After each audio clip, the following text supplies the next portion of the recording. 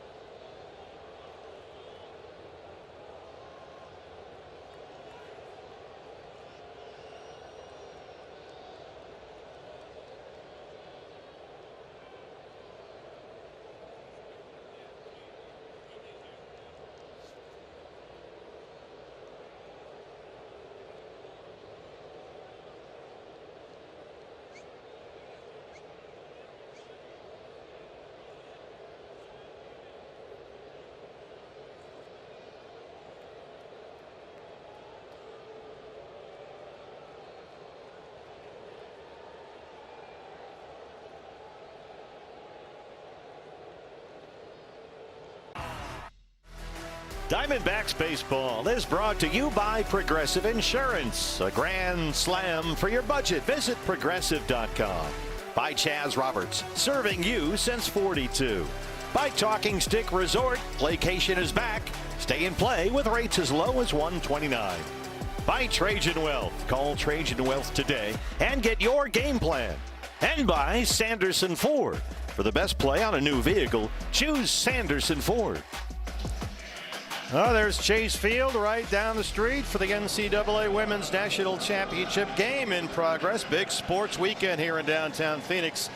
But here inside Chase, the roof is all buttoned up. It's our Multi-Pro Roof Solutions Weather and Roof Report. Cool and comfortable inside Chase Field, where Torey Lovullo insists his main focus right now is how the coaches can get this D-backs team going offensively. The offense has yet to show up this year. Yeah, I mean, they're 2-2 in the month of April in the 4 games they've played. Even though they've only scored 5 runs, they've hit 158 as a team, and they're 1 for 17 with runners in scoring position. So, yeah, that offense has got to get it going. Yeah, over the first 3 games of this series with the Braves, the Diamondbacks have managed only 12 hits while striking out 19 times. Got to get that fixed in support of Brandon Pfaadt. It's our Y Refi starting pitcher stats. Brandon's second start this year. He was a victim of the big inning in his season debut against the Tigers last Tuesday. And I'm naturally paranoid when it comes to the one big inning, only when he was pitching out of the stretch. I'm sure Brandon and the staff spent a lot of time in that video room breaking down every delivery that he threw out of the stretch just to see if maybe he's doing something a little different, taking a deeper breath on off-speed pitches or holding his hands a little bit higher on one pitch as opposed to the other. No telling what it might be if there is something. Easter Sunday lineup defensively looks as such. Diamondback defense brought to us by CarShield. Jorge Barroso getting his first start in center field this season. He had 16 games out there last year, 5 in 2024. We know he can cover a ton of ground. It seems like all the outfielders are center fielders. Up against a Braves team that has not lost back-to-back games this year. They can leave here with a series victory under first-year manager Walt Weiss before they head out to Anaheim for 3 against the Angels beginning tomorrow night. Tough start for the Braves. 13 games in 13 days right out of the gate. Yeah, how about that? Well, you know, you got to play them all at some point. You might as well get them out of the way early. Lance Barrett back there calling balls and strikes, our home plate umpire. And Ronald Acuna Jr., like some of the Diamondback stars, off to a slow start. We'll get it started for the Braves. Yeah, I mentioned at the tail end of the open there, a common mistake that players make, and it's certainly common among all players, is to try to do too much. You can't control results. Especially the star players of whom much is expected, and Acuna certainly in that category. 2 for 11 in the series, a swing and a miss at that sinker. He's walked twice, but he's not scored a run in 3 games as the leadoff hitter. Just 1 extra base hit in his first 9 this year. Slow start for the superstar. It was fun to see Gabby Moreno throw him out at second base. It's a heck of a throw. Oh, a perfect throw. Absolute dart. And you know, Acuna likes the power, likes the stolen bases. This is a guy who not too long ago put together a 40-70 season. 41 homers and swiped 73 bags when he was the National League MVP 3 years ago. That's fouled back here. A cut fastball from Brandon. It's 2 balls and 2 strikes. And we're likely to see that family of fastballs from Brandon Pfaadt today. The sinker, the cutter, the 4-seamer to go along with the sweeper.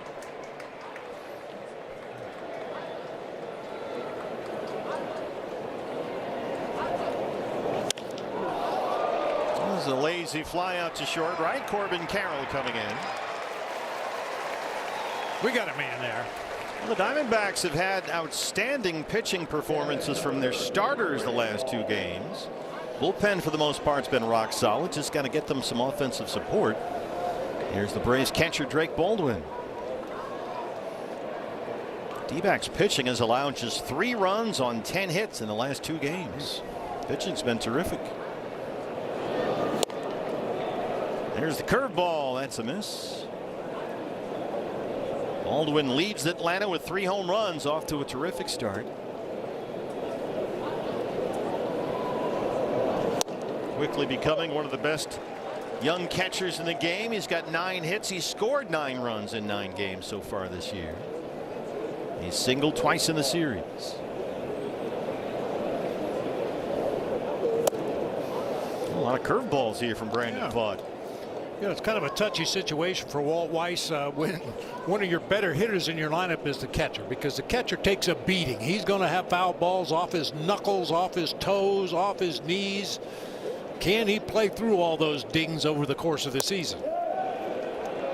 Yes, he went, says the crew chief at third. That's Alfonso Marquez. Of course, the Braves are without their veteran Sean Murphy back there. They do have Jonah Heim, the former Texas Ranger, who they picked up as a backup behind Baldwin, who's up there with a 2-2 count. Murphy coming off hip surgery last year, still rehabbing this spring. Oh, that's blasted toward the pool and in the pool area. Baldwin's 4th of the year already, and the Braves strike first. 108 off the bat, and it sounded like more. Yeah, I was just going to say that. You didn't even have to look up. You heard the sound of that bat and the ball in the air, and you knew it was not going to come back in the field of play. That's a good-looking young hitter right there. Real quick swing, a lot of top hand that time, and drives it out of here to the pool area. 3rd round pick by the Braves out of Missouri State back in 2022. Drake Baldwin. Look out, Matt Olson, who has been on fire in this series. Another curveball from Fought. He is on a curveball palooza here. Olson's had a big series. He's hit in 6 straight games and 8 of 9 to start the year. And he's been a menace in this series, big Matt Olson. He's doubled 3 times. He's homered twice.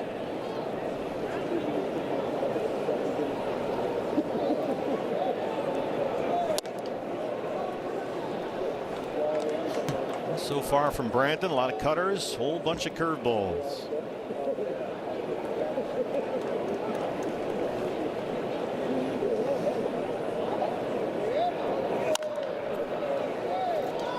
That's behind Antoine Richardson at first, 2-2. Fought last week, retired the first 7 Detroit Tiger batters he faced, and then, as Bob pointed out earlier, gave up 6 hits in a span of 7 batters in what became a 5-run Tiger 3rd, then settled down nicely after that. Second base, Marte's got it. Another curveball. This is the oddest thing. I don't think I've ever seen Brandon Fought throw this many curveballs in a game. Yeah. Let alone 1 inning. You wonder if he's just trying to plant a seed in the Braves hitter's mind. Oh man, I saw 3 curveballs in that at bat, and take it back to the bench with him, and then second time through the order, put that curveball in your back pocket. Of course, he's got the sweeper slider. We know different shapes on his breaking pitches. Mike Yastrzemski in the cleanup spot. Arenado in a step or 2 at 3rd, and McCann will challenge. The pitch is called a ball. The catcher is challenging. Lance Barrett back there, the plate umpire today, and T-Mobile gives us this look. Off the top of the Call zone. is overturned.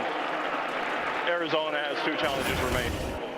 The message from Torey Lovullo in terms of when to challenge has been, if you know, we go. There you go. And that's what we just saw.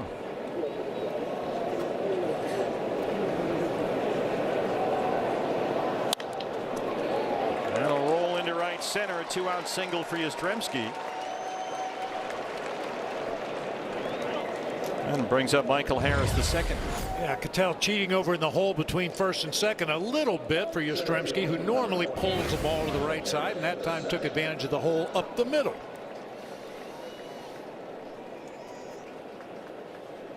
Harris, the center fielder, bats 5th. 3 hits in the series. He's knocked in 2 runs.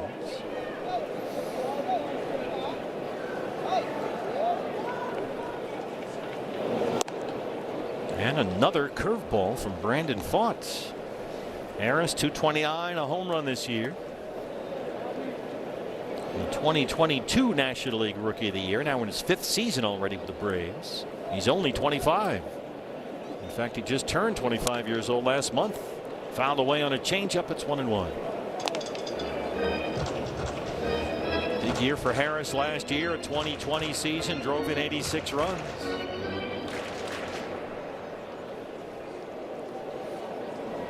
Run home on the Baldwin home run. Yastrzemski at first with 2 outs. And a check over there. That's 1 disengagement.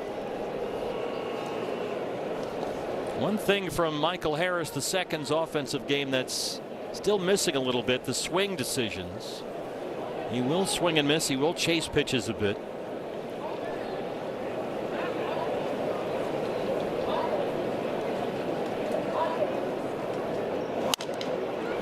Right to Cattell. Drake Baldwin's 4th of the year gets Atlanta started. Diamondbacks coming up against the left-hander Martin Perez.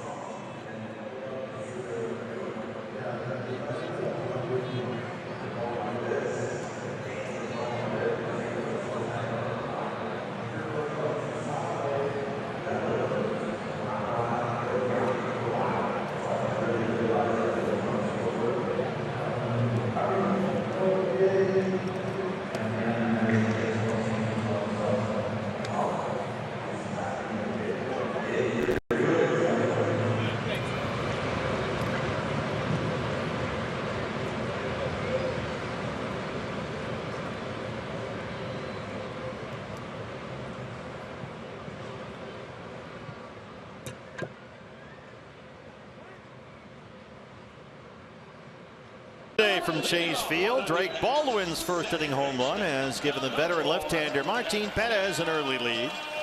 He turned 35 years old yesterday, makes his second appearance in his first season with the Braves in his first start. Yeah, a solid start against the Athletics in a no decision. Went 4 1/3, gave up only 2 hits and shutting them down. Struck out 3, did not walk a batter. Gotta get Ketel Marte's bat going. It's been a slow start for Ketel. And the cutter missed for ball 1. Buck 52 with 1 home run on the year.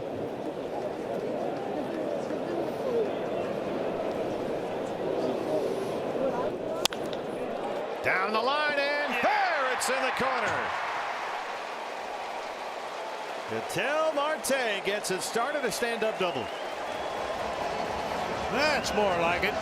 Put some pressure on the Braves right away. Marte with that double down into the left field corner puts a D-back in scoring position, hoping to answer that Drake Baldwin home run. Torey Lovullo told us today that he's had one-on-one chats with the big 3 up top, Marte, Carroll, and Perdomo, and the message has been just relax.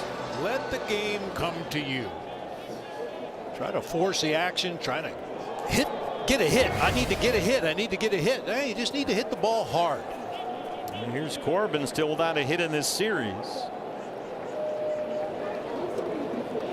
He's been a very aggressive swinger up there and is again here. Fouls off a sinker. Let's take a look around the diamond at the Atlanta defense with Matt Olson, the Gold Glover, at first. I can't wait for Matt Olson to leave town. As much as I love to watch him play the game, I have never seen this man have a bad game. Seems like every time we call a game against the Braves, he's getting 2 or 3 hits or 2 or 3 doubles. And he plays every game. Every game. 162 4 years in a row. Sinker misses. Got some gold gloves on the mantle at home. He is a heck of a player. Corbin Carroll, 8 RBIs. That's more than twice as many as anyone else on the club. Got to get this offense unlocked. The pitching has been outstanding.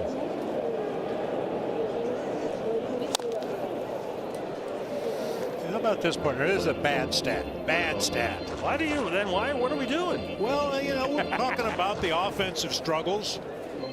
Moreno, Barosa, Arenado, Marte, Perdomo, Santana, Vargas, and McCann. No hits with runners in scoring position so far this year. Cannot score. It has been an issue, but not altogether uncommon considering you're, 9 games in. Corbin just fighting these off. Carroll through 9 games so far has doubled, tripled, and homered twice. He's also walked 6 times in his first 9 games, so he's been very productive. Yeah, his OPS is 990, maybe a little higher than that. The rest of the team 670. It's a drop off. He's really been the only consistent bat they've had. 2-2. Perez firing the sinker in there one after the other. And you mentioned Corbin's aggressive approach this year. That's kind of surprising to see him swing at so many early pitches in the count. Been a little swing happy. Little tapper, the foot races on, it bounces up the line, but right to Olson, who's so long he can keep a foot on the bag and still pick up the ball. How about that? Yeah, productive at bat nonetheless. Corbin would have liked to do some damage right there and drive home Marte, but at least he moves him up 90 feet for Geraldo Perdomo and others. Here's Perdomo, the 100 RBI man from last year. And Olson at 6'4" was on the bag before he had the ball. Perdomo, one of those bats off to a lukewarm start, 194 and a homer. Marte tying run at third, 1 out. Jerry hit in all 3 games at Dodger Stadium to open up the season, but he has gone just 2 for 19 on the homestand.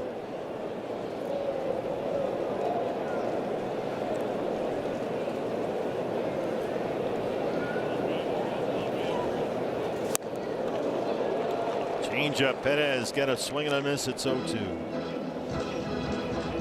Chatted with Torey Lovullo in his office this morning. What are you seeing from Jerry? He says he's missing balls he would normally barrel up. And he thinks he's just trying to assume a little too much responsibility for this offense. That's in his nature. Infield in for the Braves. Perdomo heads one toward the gap. And a tremendous leaping grab by Yastrzemski. Marte can tag up and tie the ball game, but Mike Yastrzemski laying out there in left center. What a defensive play, and what a job by Corbin Carroll to move Marte to third base so Perdomo could drive him home on this sac fly. Should have been in the gap for extra bases, but Yaz comes in and makes a great diving catch. Of course, they are without Jurickson Profar, who they were counting on this year, suspended for a PED violation for the entire year. His second career PED suspension. Arenado in the cleanup spot. So Yaz picking up the slack. Nolan, first 8 games as a Diamondback, hitting 185. Still looking for that first RBI and first extra base hit in Sedona Red. Changeup's there, 1-1. It was Arenado's aggressive base running on that Bryce Elder throwing error very early in the going that turned out to be the difference in yesterday's win. That's fouled away. Let's get Bob your Jeep keys to the game. Yeah, key number 1, unleash the beast. We've been talking a lot about the offense misfiring in the early going. I've got some more numbers for you later about that. And against Perez, look away, look away, look away, Dixieland. He likes to pitch those right-handers away with the changeup and the sinker. Sarek just punch it out there to right center. There's another sinker. He's thrown a whole bunch of those. Under the category of unleash the beast, this is a team that in the Diamondbacks that was first in doubles in the National League, second in slugging, third in OPS, fourth in homers, runs, and runs per game. Nolan lines it to Yaz, who's right there. But the Diamondbacks get the equalizer. Marte's leadoff double leads to a 1-1 game after 1.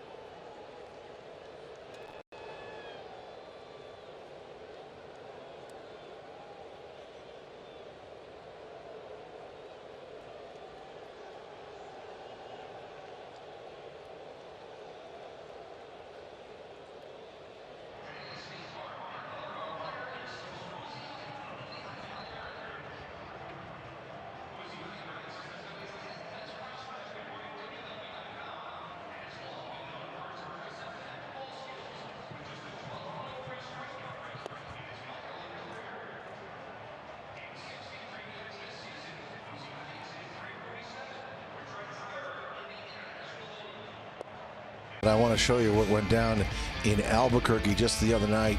Merrill Kelly in a rehab start. You see his line: 5 innings, couple hits, no runs, 2 strikeouts to 2 walks. His cutter averaged about 90.4 miles per hour. That is just exactly what the doctor ordered for the Diamondbacks. And as Torey Lovullo said earlier today, Steve, that Merrill would have another rehab start. It'll be part of extended spring on the 9th, and now it looks like maybe that Baltimore series is set for the return for Merrill, the mainstay, right?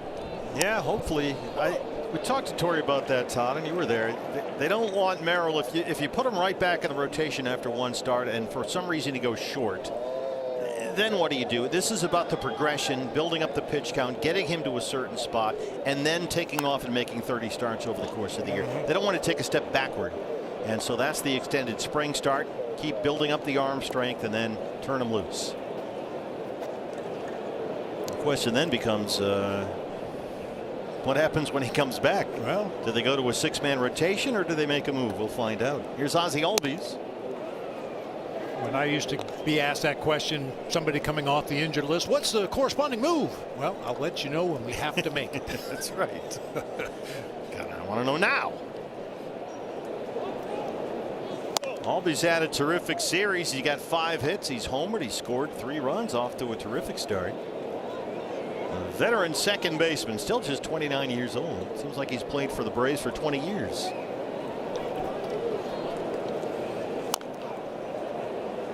Another curveball from Brandon Pfaadt. This is kind of, I know it's not like he's never thrown a curveball before, but it's just been a parade of curveballs up there.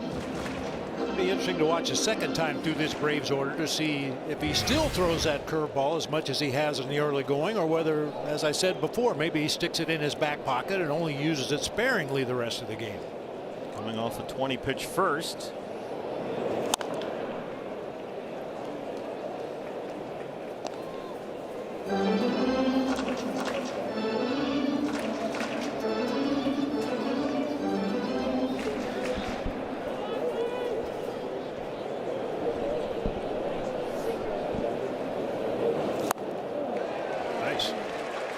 Couldn't hold up on that changeup, and Pfaadt gets his first strikeout. 27 pitches in the ball game for Brandon Pfaadt. 9 of them have been curveballs. Wow. Great changeup right there. Starts at the bottom of the zone, just dips below Albie's swing that time. That's a good pitch.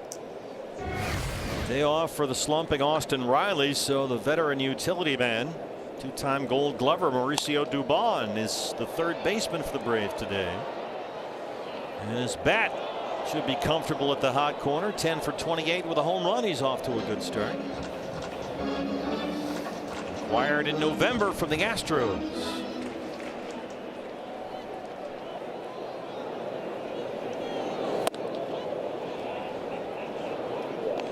Somebody asked Mauricio Dubon, what's allowed you to get off to such a good start? He said consistent at bats. He's the kind of guy that can play 6, 7 different positions, might be in there one day, then out the next. That's not been the case so far. Braves with some injuries. As they retire Dubon, we'll remind you that fans anywhere in Arizona can play along at our D-backs Give Back 50/50 raffle, supported by Avnet Cares. Jackpot already well over $11,000 and climbing quickly. And you can win half the total. Get your tickets from anywhere in the state of Arizona online at ebacks.com/50/50 or here at the ballpark.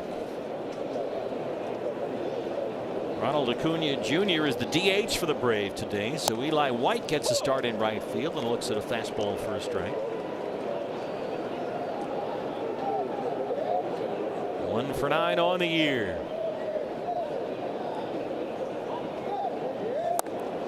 White's kind of fallen into a handy niche on this roster. He's gone from occasional cameos to fairly consistent supporting role off the bench. Played in just over 100 games last year.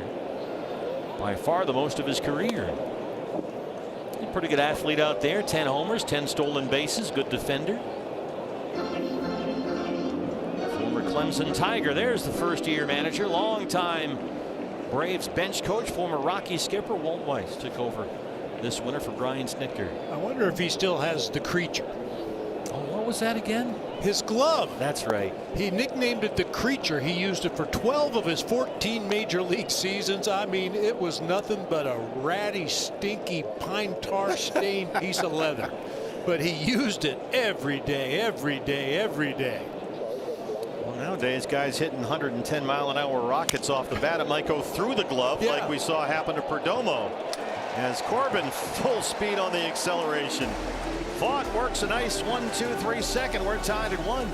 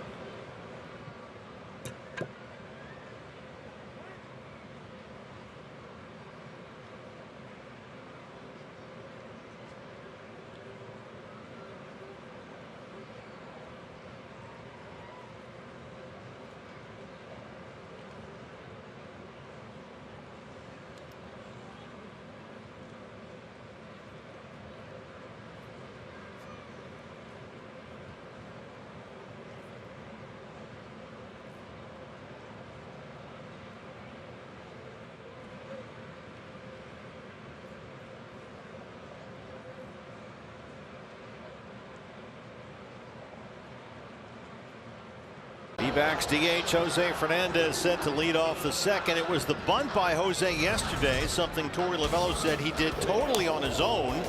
That created the chaos that ended up winning the game. Beautiful thing. I mean, Torey says that Fernandez is part of the bunting group, the guys that occasionally come out early and work on bunting for a base hit, putting down sac bunts, and he laid down a beauty right there. Saw Riley playing back at third base and just took it. Chance to get his bat in the lineup against the lefty Perez. He's the DH batting fifth. 4 for 12, 2 homers and 4 RBIs in his first 4 career major league games. 22 years old. Scoops this up among the rafters way up high. Dubon and Mateo, Jorge Mateo, the started shortstop today, collects that one in foul ground. Hey, fans, if the D-backs hit a home run today, you score a free jumbo jacket, Jack in a Box, with the purchase of a large drink. Well, Martin Perez has set down all 4 he's faced since Marte's leadoff double. And here's another veteran bat they need to get going. First baseman Carlos Santana, the veteran switch hitter. Santana not in the lineup yesterday. He is stuck in an 0 for 17 skid in his last 5 games and has just 1 hit this year.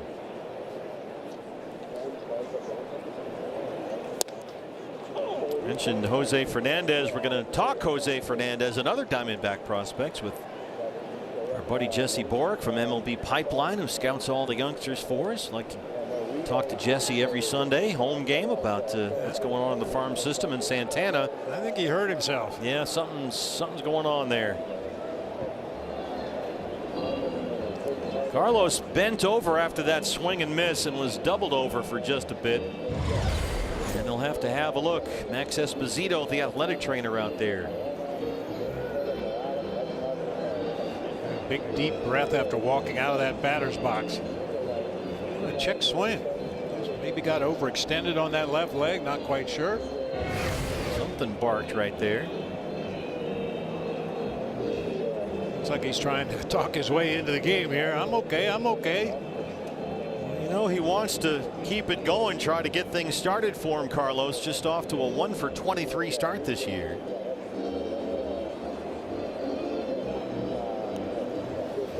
And he gets the pat on the back from Max. He's good to go. Hey, partner, today is an anniversary. Oh, yeah. What do you got? Back in 1998 on April 5th, the Diamondbacks won the very first game in franchise history. Oh, wow. Andy Bennis pitched 7 strong innings. Matty Williams, the big Marine, had 3 hits. They beat the Giants 3-2 that day right here at then Bank One Ballpark. And you were on the call and probably figured he'd go unbeaten that year. He'd win them all. Well, 98 was, you know, kind of a not so much. A mishmash of players, some really good, some veterans, a lot not so much. Well, it didn't take long to piece together the right combination, that's for sure. As we celebrate the 25th anniversary this year of the 01 World Series champs. 2-2 on Carlos Santana. And Carlos scoops it out to short left. Yastrzemski broke back. And it drops in front for his second hit. He is not at all moving well. He's going to have to come out of the game. Yeah, he more of a limp than a jog up that line. And Ildemaro Vargas coming out and will likely take over at first. Here's one more look. Yeah, just kind of scoops it out there. Didn't get the barrel on it, but it dunks in front of Mike Yastrzemski. And this was Santana trying to work his way down the line. Obviously, something wrong. We've already lost Jordan Lawler and Merrill Kelly. We want to lose Carlos Santana. Vargas will run it first with 1 out ahead of Tim Tawa.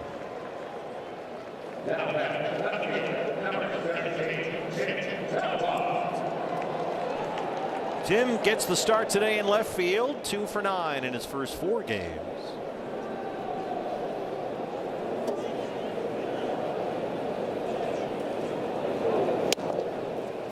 Tawa walked in his start in Friday's game. He was off yesterday.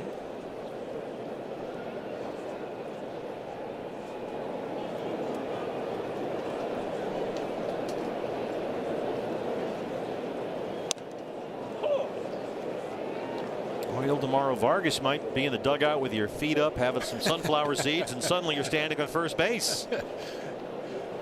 Eating some Easter candy. He's been, other than Corbin Carroll, Vargas has been their best hitter this year.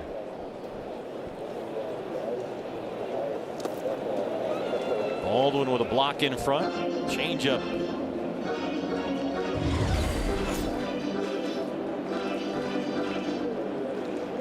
A little room underneath the mitt that time. Fortunately for Baldwin, the ball took a big hop and came up and hit him in the glove. It'll be interesting to see how Walt Weiss manages the time back there when Murphy comes back, because he's obviously got to play. But boy, the way that the Baldwin kid is on a trajectory that's taken him right to the All-Star game. Rookie of the year last year. Tailed off a little bit at the end of the season, which is certainly understandable for a young man going through a full major league season. Tawas ahead, 3 balls and a strike. Vargas holds it first, and Tim looks at a cutter for strike 2. Veteran Martin Perez had his 35th birthday yesterday. His first season with the Braves. His first start for them this year. Vargas holds it first. Tawa rolls it to short. Mateo gets it started.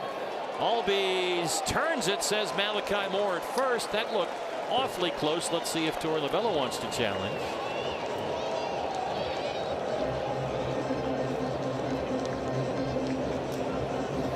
And we'll wait for a word from Alan Campbell in the video room. Here's a look. No challenge from the Diamondbacks. They wave it off. That was close. Double play ends the second. We're tied at 1. Jesse Borak talks D-backs prospects after this.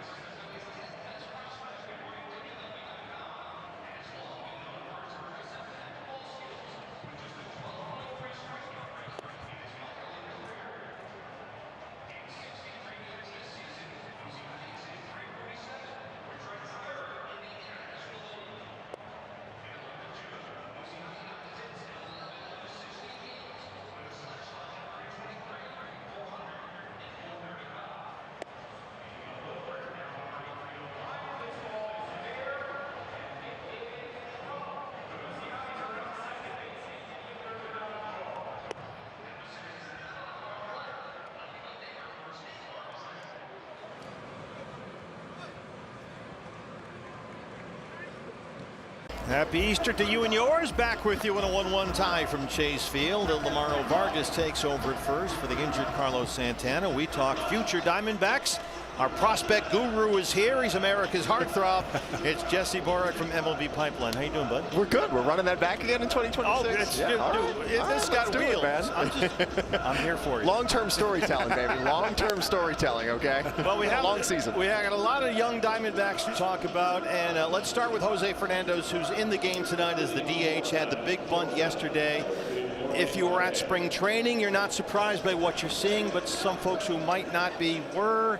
Here he is. Tell us about him. Man, Jose Fernandez, if you saw him during spring training, I mean, he hit the snot out of everything there. I mean, 15 of the 18 balls he put in play, hard hit. He was among the league leaders of any category during spring training in terms of the exit velocities that he was hitting out. I got to see him during spring breakout. He made the first team all spring breakout list, went 3 for 3 there during that event. Started the game at first base a couple years ago. He's shown that defensive flexibility during his time with the D-backs here already right off the top. Well, it's interesting. If they have to put Carlos Santana on the IL for any reason, as Jorge Mateo pops up, we might see a fair bit of Fernandez at first base, running out of first baseman at this point, with Tyler Locklear still rehabbing from his surgery. Yeah, Fernandez really hadn't played that position until 2024 when he kind of got a taste for it with Hillsborough. But the D-backs love Fernandez at shortstop, actually, which is a little surprising. But you are starting to see throughout baseball now, the bigger shortstop didn't always used to be. They'd be like, oh, man, the guy's 6'3", we got to find a new spot for him to play. Yeah. But they love Fernandez, and that was a big reason that they actually protected him from the Rule 5 draft this offseason.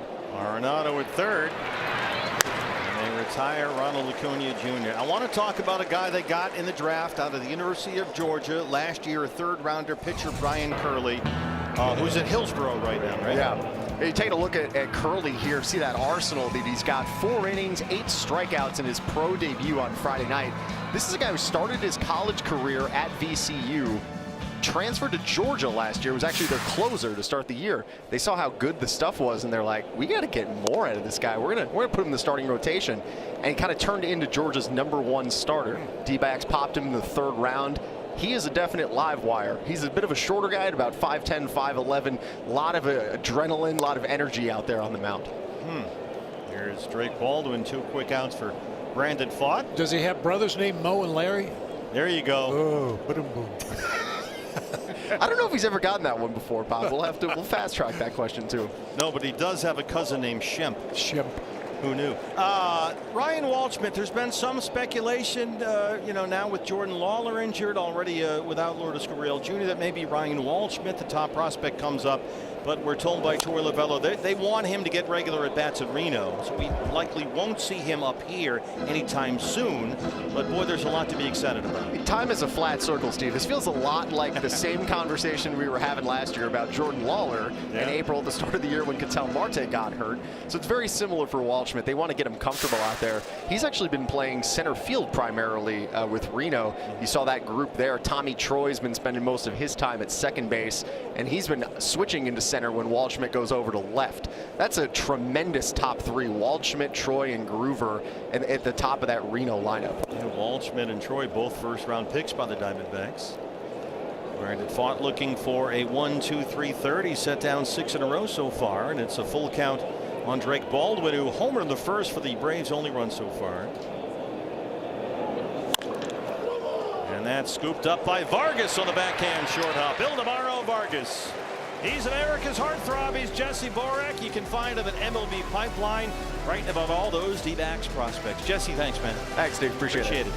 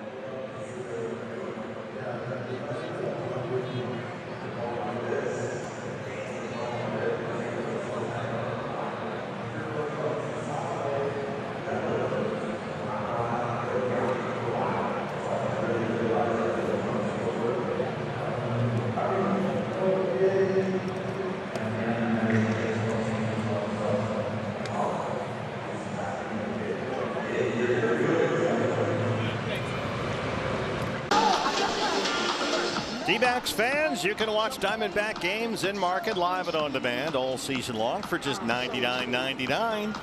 D-backs.tv is presented by Progressive. It's the best deal in televised sports, subject only to those darn national exclusivities that gave Bob and I the last couple of days off. D-backs.tv is where you go to get all the info. The whole season, only $100. D-backs.tv. Brandon Pfaadt a 9-pitch third. He's sit down 7 straight and 8 of 9 since the Baldwin home run. He's going toe-to-toe with Martin Perez here. James McCann leads off the Diamondback third. McCann behind the plate today.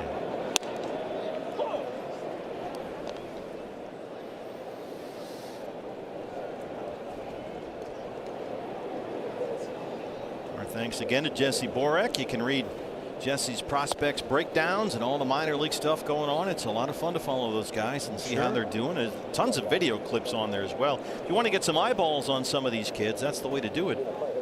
And Jesse covers all that for us. We like to chat with him every Sunday home game and do a little bit of a check-in. Yeah. Because he's there. I mean, you talk about getting eyeballs on the scene. He's the guy that's in the stands watching this stuff. Yep. So he's a perfect guy to talk to. Spring training, the fall league, the rookie leagues, the big leagues. It's a lot. Mateo is at shortstop. And that's another ground ball out for Martin Perez, who ended the second with a double play. And it gets him the first out of the third ahead of Jorge Barosa. Barosa's in center. 2 for 9, couple of doubles. He's only played 3 games so far.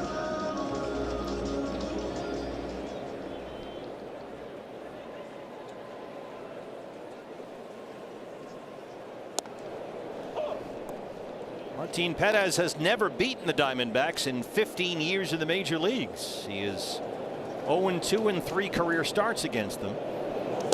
All 3 of those starts have come right here at Chase.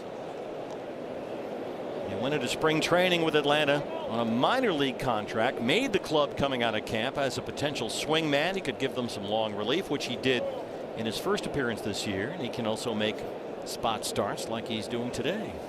And he really gives the Braves a different look in that rotation. He leads with his changeup. He throws his changeup more than his sinker. He's a crafty lefty. No one's ever been a crafty righty for some reason. Just the lefties.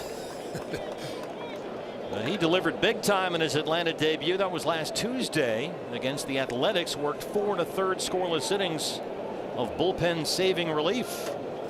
Got up to 47 pitches in that appearance. Rosa lofts a high fly ball right to Eli Whiting right. And there's 2 away as Ketel Marte comes up. Time for the progressive player profile.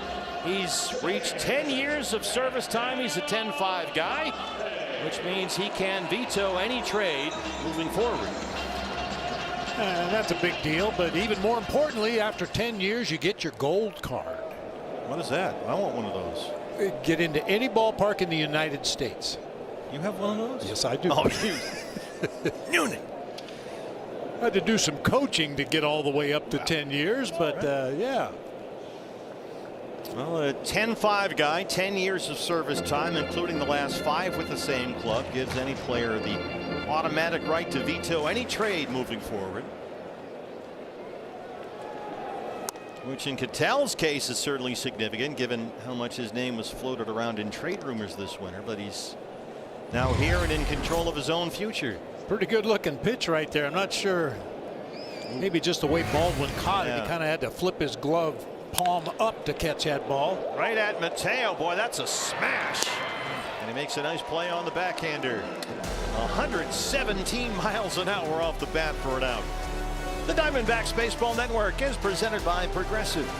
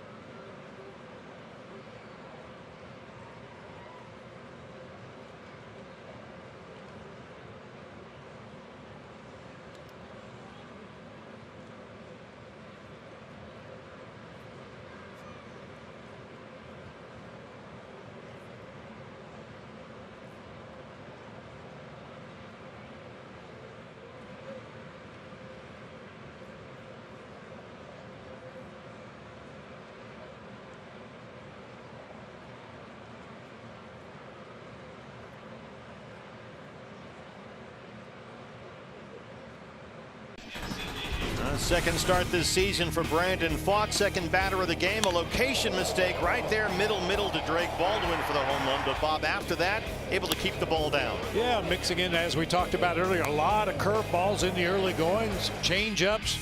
13 curveballs, 9 of them for strikes already in this ball game. Wow. But you can see that arsenal of pitches. He can go after you in a number of different ways. StatCast presented by Google Cloud. The dangerous Matt Olson starts off the fourth.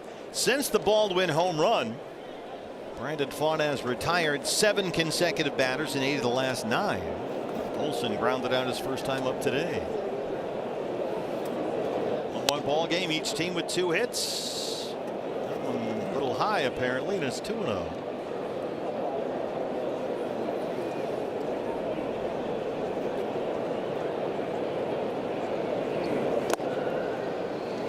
Brandon key, as we mentioned, avoid the big inning. Oftentimes last year we'd watch him dominate opposing lineups. Other times things might blow up on him. Those were rare occasions indeed, but he had 6 starts with 6 or more runs allowed last year. And a walk to Olson starts off the fourth. First base on balls issued by Brandon, brings up Mike Yastrzemski.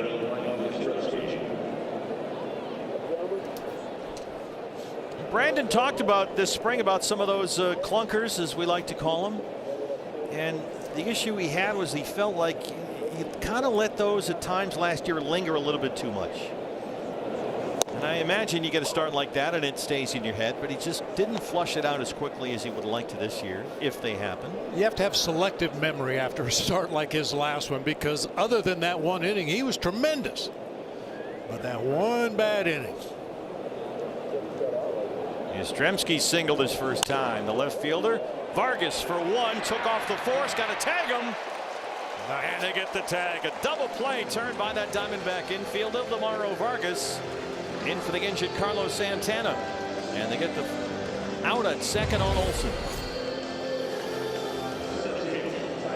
Keep in mind, Vargas is not a regular first baseman, but he had that stopwatch in his head going, and he knew with Olson running he had time to get to the bag for the force and still get the ball to Perdomo in time to get the out at second. Here's a look. Ildemaro Vargas was the primary first baseman the final month of last season when everybody was hurt. Tyler Locklear is still rehabbing his surgeries from last year. Now we've lost Carlos Santana in this game to an apparent injury. And Vargas getting it done. 0-1 on Harris, who grounded out to end the first. Just beyond the reach of Pfaadt under a diving Perdomo. Harris has a 2-out single, third hit for Atlanta. Just a well-placed ground ball up the middle of the field. Perdomo with a diving attempt out there. Even if he comes up with this cleanly, I don't think he's going to get Harris at first base. Michael Harris, the third, runs extremely well. Seeing eye single for Harris ahead of Albies. Ozzie struck out his first time, but he's had a good series, 5 hits, including a home run.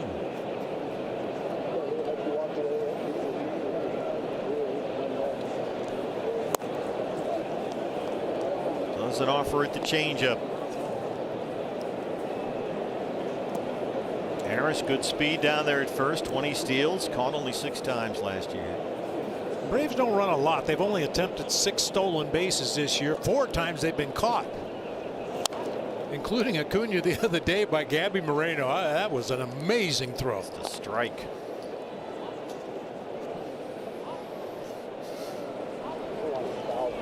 Yeah, Acuna really has yet to get going. 0 for 2 so far today for the leadoff spot. He's not scored a run in this series as Atlanta's leadoff hitter. 1-1 on Ozzie Albies. Check on Harris at first. Arenado well off the bag at third. He's got his toes in the infield grass, and now he backs off just a bit. Funny, Arenado in between pitches at third is just like when he hits, he cannot stand still. Can't stand still.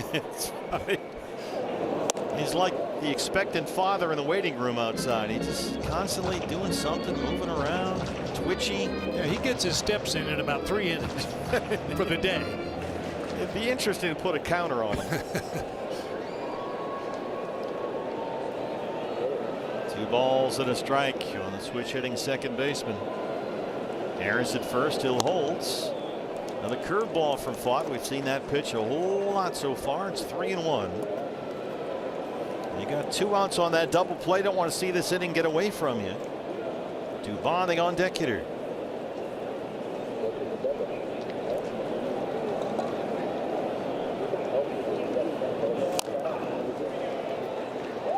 Got the cutter in there.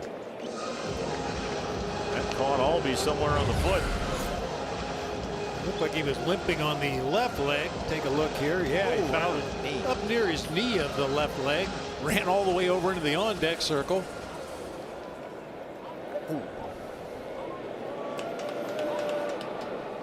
He's got to readjust everything over there.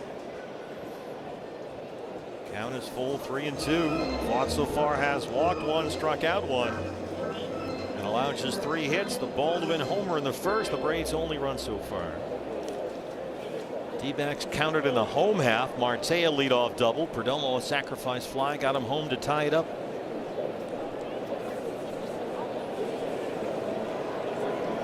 Vargas behind the runner at first. Harris, and there he goes. Center field, Barossa in front of the warning track. It's a 1-1 ball game in the 4th. When we come back, Corbin Carroll will lead it off for the Diamondbacks.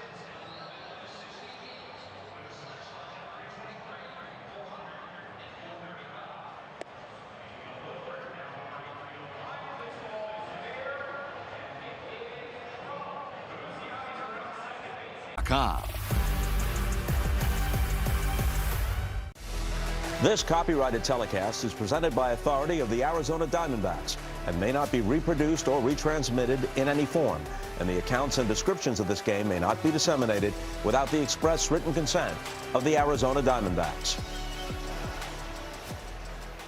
Welcome back to Chase Field. Steve Berthune, Bob Brenly, Todd Walsh, Mark Grace. Cavalcade of stars along the way. Corbin Carroll starts off the 4th against left-hander Martin Perez. Corbin grounded out his first time up today, 0 for 1. Still getting treatment from the training staff on that right hand. Remember, he had surgery for the fractured hamate bone back on February 11th. That had a bit of a slow start. Felt like his hands were getting too far away from his body, more uncontrolled. Made a nice adjustment, and the numbers have backed that up. 9 games, he's doubled, he's tripled, he's homered twice. But still without a hit in the series. It's a remarkable likeness. Nice job, Harmony. I like that. Put those up on the DBT. Yeah, that's pretty cool. Hits, bat shatters, and that one will drop in front of Yastrzemski. And it's a base hit for Corbin to start off the 4th. That went down a hero. Got a grin after that one. There's been a lot of hard hit balls right at defenders that he got no result. Woo. He's left with a tent peg in his hand as that ball drops in front of Yastrzemski. Toothpicks all over the field now. Corbin still smiling about that one. Perdomo drove in their run with a sac fly in the first. He bats third. Corbin does not have a stolen base yet this year. Coming off the first 30-30 season in Diamondback history last year. And if I'm not mistaken, one more stolen base will tie him for second place all time. Behind only Tony Womack, tied with Paul Goldschmidt. When are you ever mistaken? Drops it down. Dubon's on it. And does a nice job to collect that throw out Perdomo as Corbin gets into second.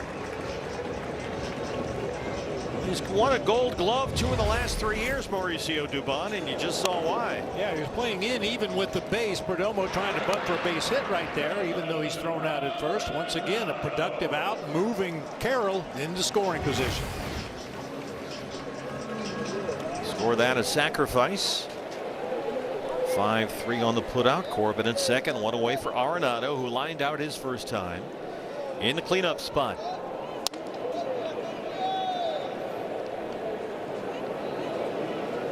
Nolan has slowly been getting on track. He's got hits in 4 of his last 5 games. And you saw what Gracie did predicting the Jordan Lawler home run the other day. He has also predicted a Nolan Arenado RBI today that would be the first for Nolan as a Diamondback. So Gracie is putting his perfect record on the line here. The amazing Kreskin.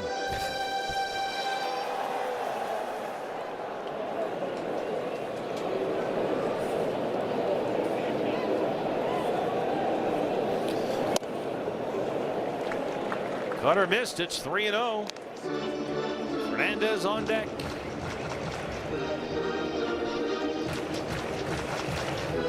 Perez has done a nice job to this point. 39 pitches through 3, but trouble in the 4th. Here's your 3-0 strike. The cutter's there. If you look at Nolan Arenado, when he sets up in that right-handed batter's box, you can see his heel. But as he's waiting for that pitcher to deliver the ball, he'll creep up closer and closer to the plate, and then eventually all you see is his toe on the other side. Talked about it for years. Hungry to hit, wants to charge the pitch.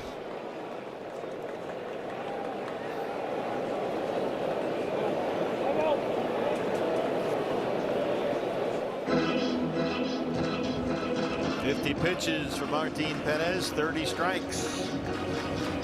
He's not walked a batter. He's not struck out a batter. Full count on Arenado. Here's another look.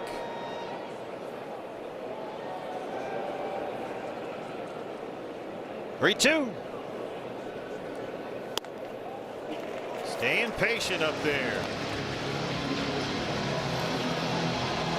2 on and 1 out for Jose Fernandez.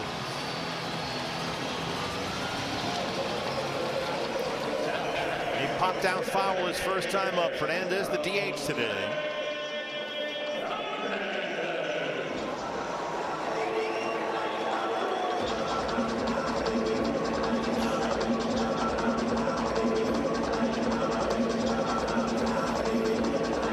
Corbin Carroll at second. Nolan Arenado is at first. Tied 1-1 in the 4th. Each team with 3 hits.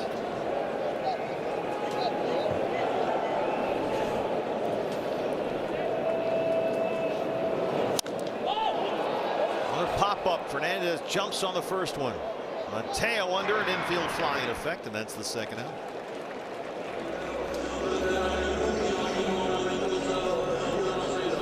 Well, Ildemaro Vargas, maybe other than Corbin Carroll, has been the Diamondbacks' most effective hitter this year. 5 for 9 with a double and a home run. And he's only played 3 games. Took over for Carlos Santana at first after Santana hurt himself during that second inning at bat. 2 on and 2 out.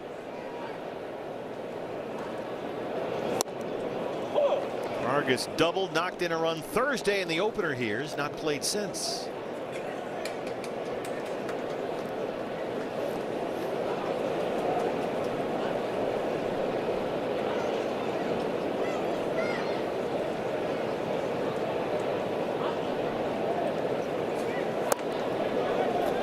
Changeup sails away, ball and a strike.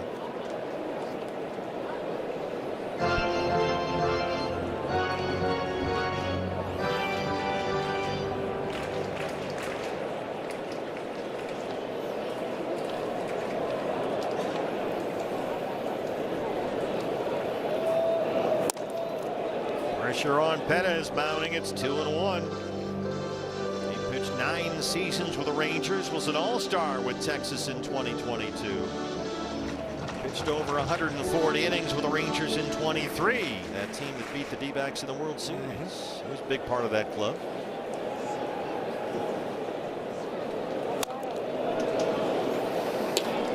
One changeup fouled away.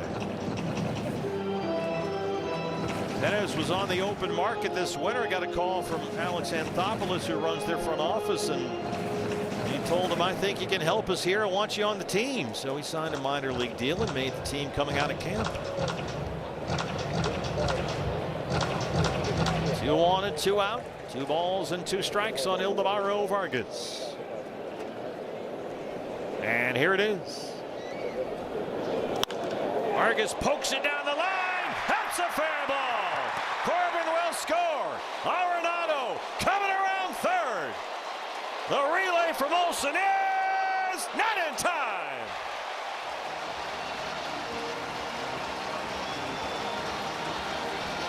Well, it was the aggressive base running of Nolan Arenado that made the difference in yesterday's game, and he scores all the way from first on that one. 3-1 Diamondbacks. And some smart base running on the part of Nolan Arenado. If he goes into a slide, that might give Baldwin an opportunity to get back and apply the tag, but he just ran straight through home plate, got his foot on the corner of it before Baldwin could get the tag back to it. He scored a triple for Vargas. He drives in 2. Ildemaro Vargas. Oh boy, that was close. Yep. Vargas continues to be among the most productive hitters on this club.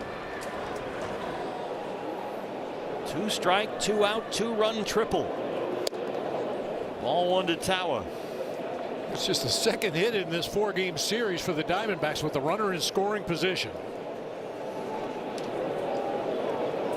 Clutch.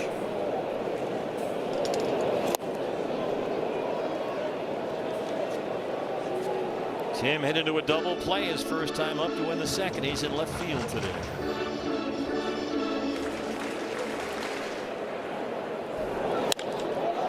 Center field for Harris, backing up, still backing up, and he gets to the spot. But Ildemaro Vargas, who wasn't even in the original starting lineup, turns in the game's biggest hit. 2 strikes, 2 outs, and a 2-run triple. And after 4, Diamondbacks lead the Braves 3-1. Sir!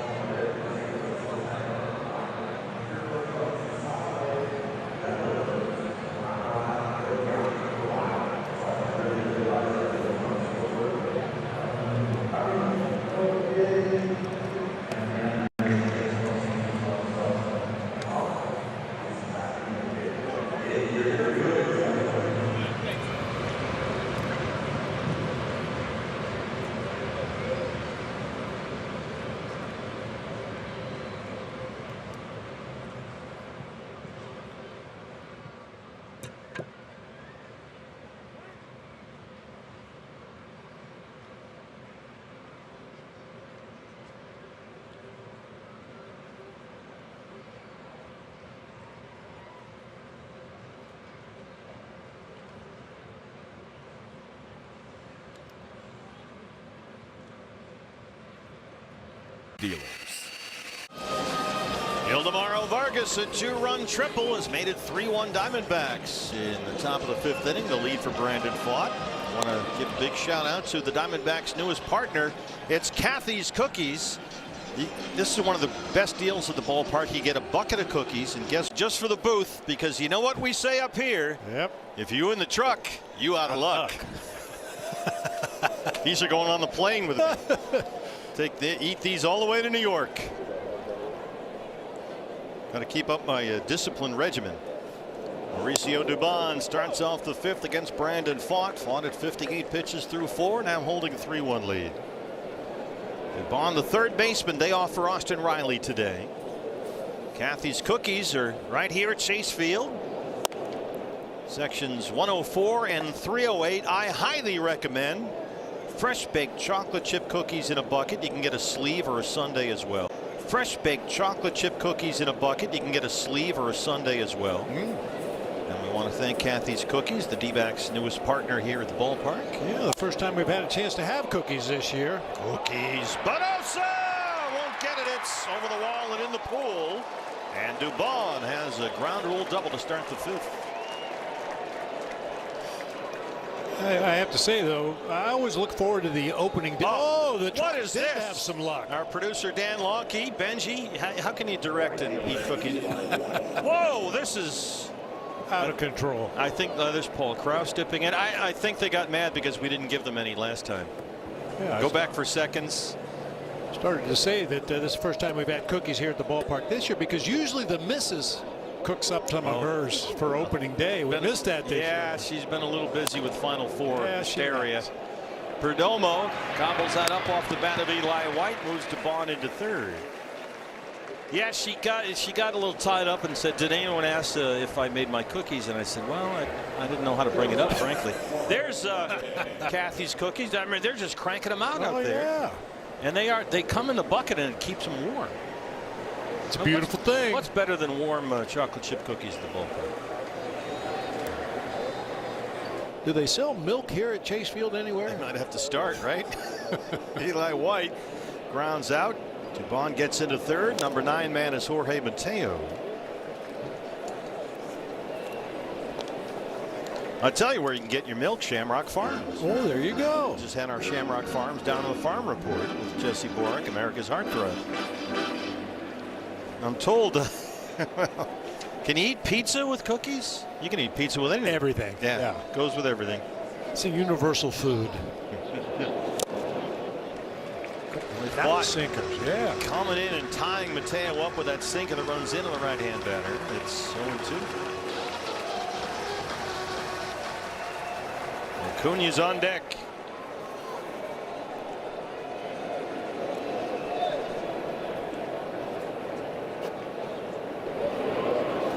Look out, threw it behind him. Dubon coming home, and he will score standing up.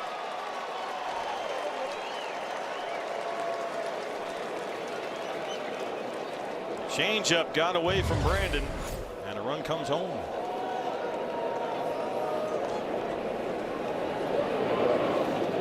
When you see him miss that bat, usually it's on one of the secondary pitches, because you have to change your grip from the fastball to either a changeup or a curveball, whatever it might happen to be.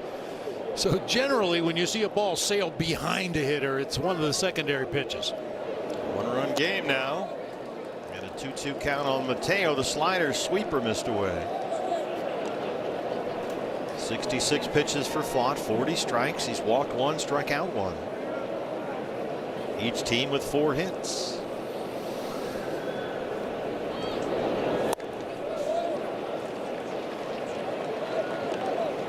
Tried another slider. He's run the sinker in, now the slider away, and it's full.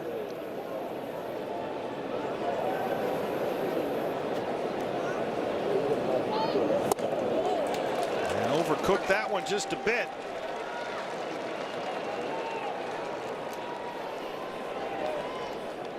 Double, ground ball, wild pitch, and a base on balls. 1 out for Acuña, who's 0 for 2, and is off to a very slow start this year. But a player of this caliber, it's only a matter of time. He's the DH today in the leadoff spot. That's the second walk issued by Brandon Pfaadt. I like this by James McCann, veteran catcher. He recognizes that Brandon a little bit out of whack here in this inning, so let's just slow things down a little bit. Really focus on executing your pitches against Ronald Acuña Jr. Let's focus on this from Jack in the Box. Hot Ness is back with spicy jalapenos, onion rings, and gooey pepper jack cheese. Welcome to Jack in the Box. Acuña, the leadoff hitter, 2 for 13 in the series.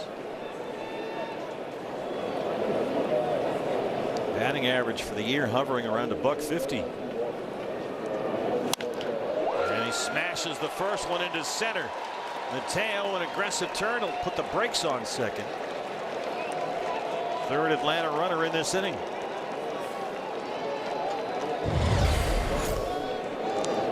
Smoked into center field. Fortunately, Brandon out of the way as that one sailed right by him on into center field. Talked about the importance with Brandon, 110 miles an hour off the bat, some loud contact there. The Dubon double, now the Acuna base hit. The importance for Font of avoiding the big inning. And he still has only one out, 2 runners on, 1 run in. And here's Drake Baldwin, who homered in the first. His 4th this year already.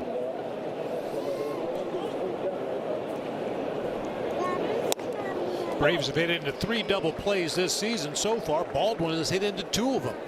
Good time for one right now. Well, he has 10 hits and he has scored 10 runs in 10 games to start the year. Mateo's at second, Acuna's at first. Good speed on the bases. That's a base hit the other way. They will wave Mateo.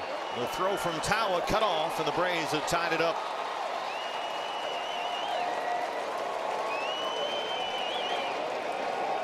No hesitation there from Tommy Watkins, waving Mateo home all the way on this one. Ball really slowed down, rolling out there in shallow left center field. Tawa's throw is off to the first base side. And Mateo was off like a shot out there at second base. 3 consecutive have reached. Walk, single, single.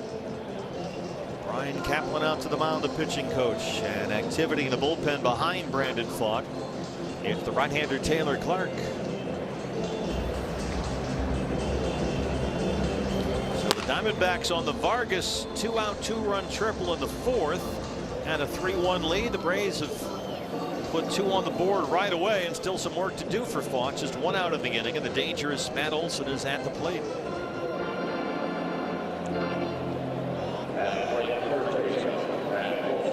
Olson, he was very careful with Olson his last time up. He walked. He's 0 for 1. Acuna's at second and Baldwin's at first. 2 runs home for Atlanta. Olson in the series has homered twice and hit 3 doubles. He's been a problem.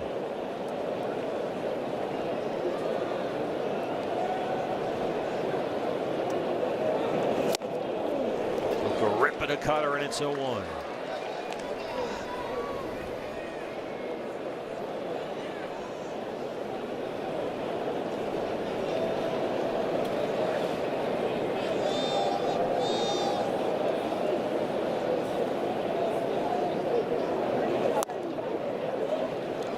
Olson last year tied for the league lead in doubles. Belted 29 home runs for the 2nd year in a row. Drove in 95. And off to a hot start this year. Does an offer at the changeup. It's 2 balls and 1 strike.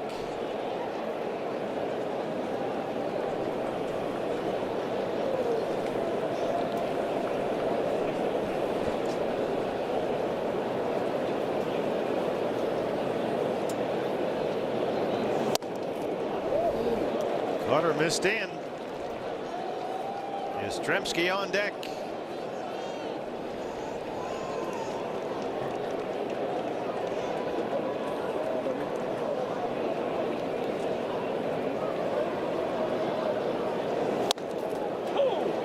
That one lands and the count is full.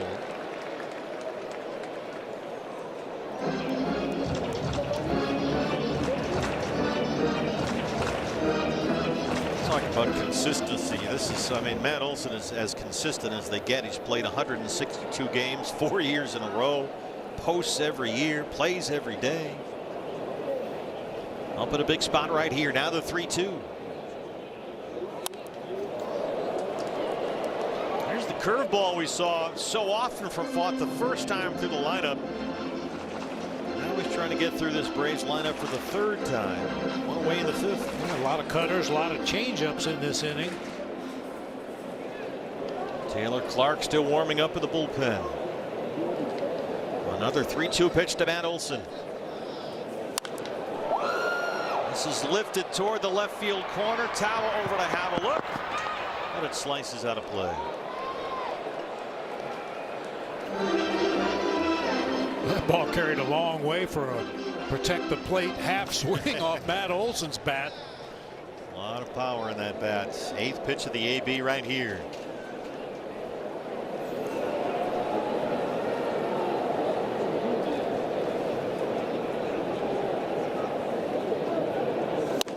Got him. One right after him with an elevated four-seamer, and Fott picks up just his 2nd strikeout. Well, that's a big out right in this there. inning. Woo. Up above the top of the strike zone at 93, gets Olson to fan on it. Higher than high. That will be it for Fott. Yastrzemski coming up. Torey Lovullo to the mound. Brandon will not survive the 5th. He leaves in a 3-3 ball game. Back after this on this Easter Sunday.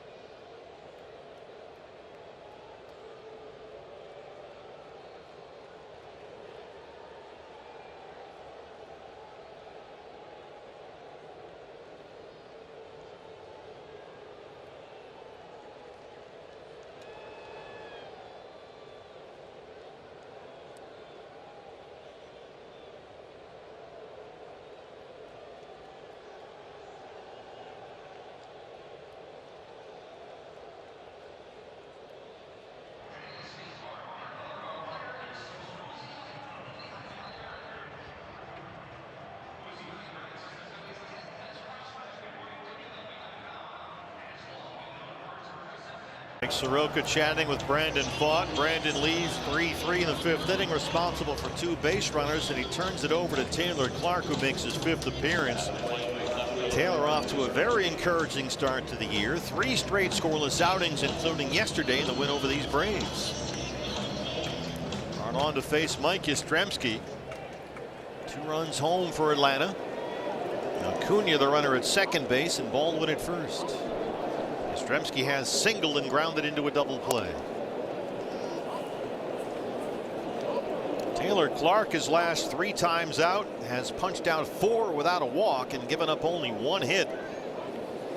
He's pitching as well this year with the Diamondbacks as he did last year with the Royals. 1-1. Taylor in 28 appearances after the All-Star break with Kansas City last season had a 1.82 ERA. He was outstanding.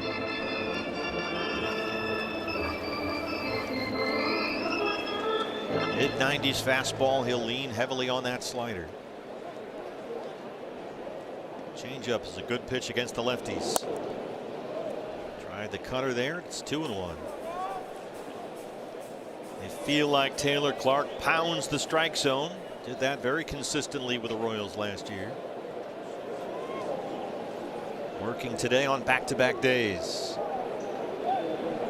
We'll check on Acuna. Good move right there. Acuna, we talked about back on Thursday. He loves to run, regardless of the score, regardless of the game situation. He's always looking to take an extra 90 feet. He was creeping off out there.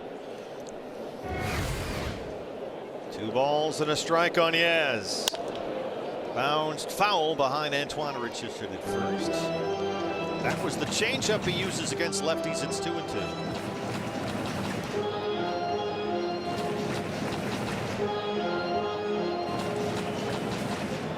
D-backs with 2 home in the bottom of the 4th. Atlanta has answered with 2 in the top of the 5th. And looking for more.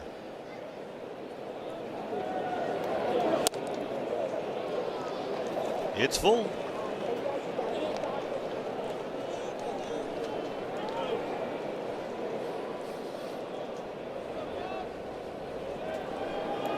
responsible for Acuna at second and Baldwin at first. They'll be off with a pitch. 3-2 to Yaz. There they go. Swing and a miss. The cutter. Taylor Clark comes in and puts out the fire. They get Olsen and Yastrzemski, but the Braves get 2, and we're tied at 3.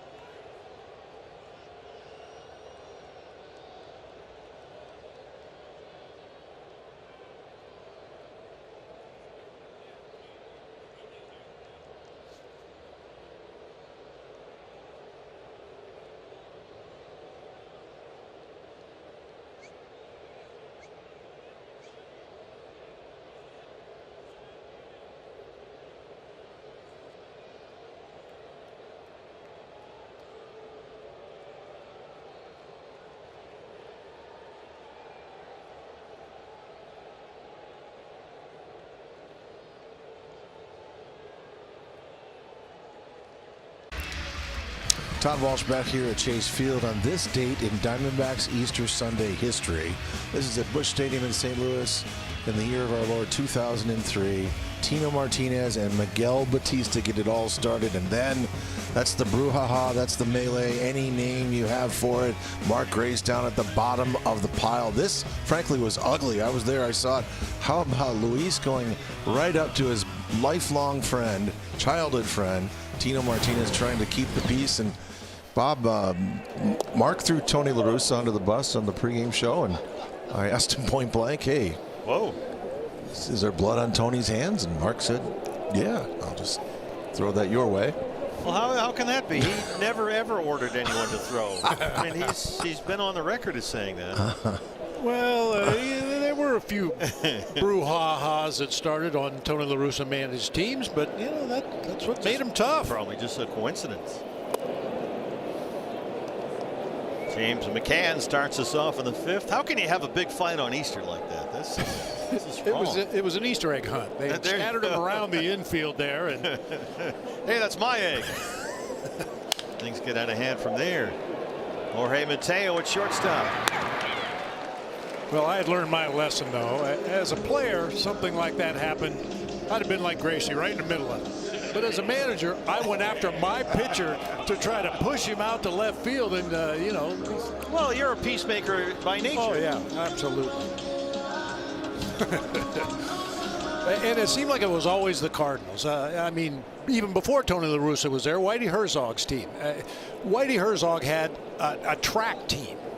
They all ran like crazy. Willie McGee, Vince Coleman, the whole thing. And my manager, Roger Craig, took great pride in stopping the running game by throwing over to first base, stepping off the mound, you know, all kinds of trick plays, this and that. Well, Whitey, you know, they're stealing bases up by 8 runs in the 7th inning, and you know, Roger got a little upset. We plunked somebody. That's what you got to do. Big brouhaha at home plate, and Roger and Whitey ended up nose to nose. And Whitey told him, if you promise me you'll stop trying to score, we'll stop running. Old school. Yeah, Whitey was a beauty. I loved when we played the Cardinals. He had some of the greatest quotes in the history of baseball. Somebody asked him one time, what's it take to make a good manager in the major leagues? And he said, a good bullpen and a good sense of humor. And if you don't have one, you better have the other. White rat. 1-2 on Barossa. Bats 9th to start in center field today for Jorge. Back on those artificial turf fields. Oh, goodness. 100 billion degrees of humidity in St. Louis in July, August. Vince Coleman and Lonnie Smith and Ozzie Smith. Lonnie Smith skates. Yeah. Tommy Herr, the whole thing. Yeah. Keith Hernandez. Martin Perez gets the fastball by Barossa, picks up strikeout number 1 for him with now 2 outs in the 5th. Cutter off the plate inside that time. Looks so inviting. Looks like it's going to be a strike on the inside corner. It ends up off the plate in. Well, here's Ketel Marte, who doubled to lead off the game for the Diamondbacks, scored on a Geraldo Perdomo sac fly. And Ketel swings at the first one again. This is trying to get into the seats. Eli White runs out of room. Ketel's last at bat, he grounded out to short. The ball came off his bat at 117 miles an hour. He's had 7 balls put in play in this series over 100 miles an hour and only 2 hits to show for it. Fair. That just ain't right. Well, that's also what you, I mean, you look at the numbers and obviously they're not great, but you take a lot of solace in that eventually they're going to be in the seats and in the gaps. This is in the seats, just as I predicted. You can tell from the right side of the plate 2 years ago, hit .342. Remember that? He was crushing lefties. Yeah. But last year, that right side average dropped way down to .277. So what we get this year from the right side remains to be seen. Got that one in. Just kind of poked it out there to short left. Yastrzemski has it. And a shutdown 1, 2, 3, 5th for Martin Perez. To the 6th we go, tied at 3.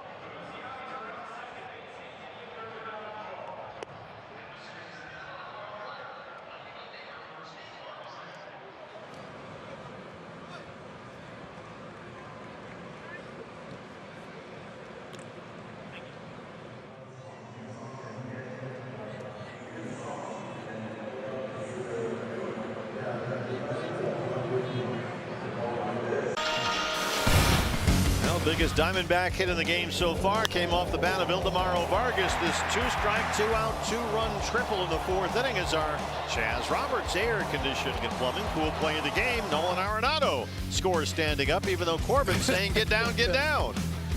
That's just a veteran base runner right there in Arenado. He realized if he tried to slide, Baldwin would probably have enough time to get the tag back on him, so he just went in and nipped that front corner of home plate. Taylor Clark got that enormous strikeout of Mike Yastrzemski to win the 5th. After the Braves got 2 in the top half of the 5th, Taylor back out there, and Michael Harris, who has grounded out and singled, leads off the 6th. Bullpen is quiet for the moment. Vargas well off the bag. Taylor hustles over, finds the bag, and there's one away. Yoga on the field is back. It's coming up Sunday, April 19th. So get your yoga stuff out, your mat and the towel and the whole thing. You'll get access to a pregame yoga class in the outfield right here at the ballpark, a game ticket, and this awesome D-backs Ranchero cap. dbacks.com/yoga. There's a nice looking hat. You get everything. Well, you got cookies over there. You got the Marte t-shirt, the hat. This one's going home. Wow. That is the seal of, if you're flat out going to steal stuff, that's the ultimate sign of approval. I like it. Ozzie Albies 0 for 2. That is a cool hat. Yeah. You know what it is? It's classy.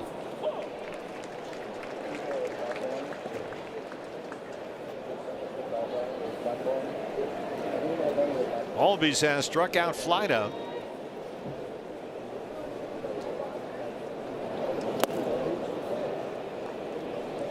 One of the reasons Mike Hazen said they signed Taylor Clark in the offseason, his second stint with the Diamondbacks, was that Taylor in that bullpen could fit into a longer role and give them multiple innings, and he's pitching on back-to-back days. And so far so good, hustling over once more. Boy, Vargas is just getting it done. You can put him anywhere on the field and Ildemaro Vargas will get it done. By the way, it's a groin discomfort for Carlos Santana, who left in the second, and Vargas has taken over at first. Yeah, I mean, not only making routine plays, but making some tough plays. No matter what position you put him at, he just seems to have great instincts and a great nose for the ball. Taylor's retired all three he's faced, 2 down in the 6th. Here's Dubon, who's double started that 2-run Atlanta 5th.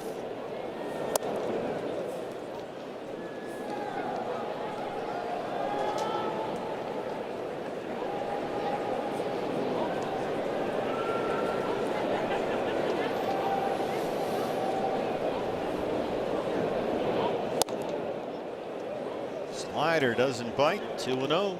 Yeah, Dubon with no intention of offering at those first 2 deliveries. He realized that Taylor Clark was on his way to a real quick pitch inning. So takes the first 2 offerings without even thinking about swinging at him.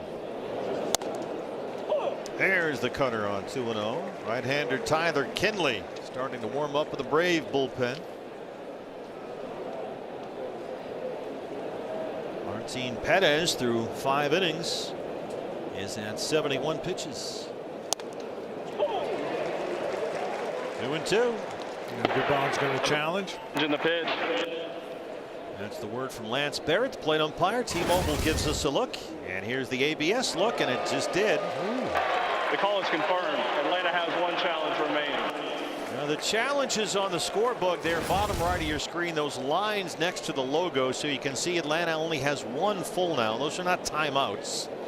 Those are challenges on the ABS available, so the Braves are down to 1. And now it's 2-2 on Dubon. Little tapper right to Perdomo. Taylor Clark. Vargas again, a terrific play over there. Taylor 4 up, 4 down. It's a 1-2-3-6.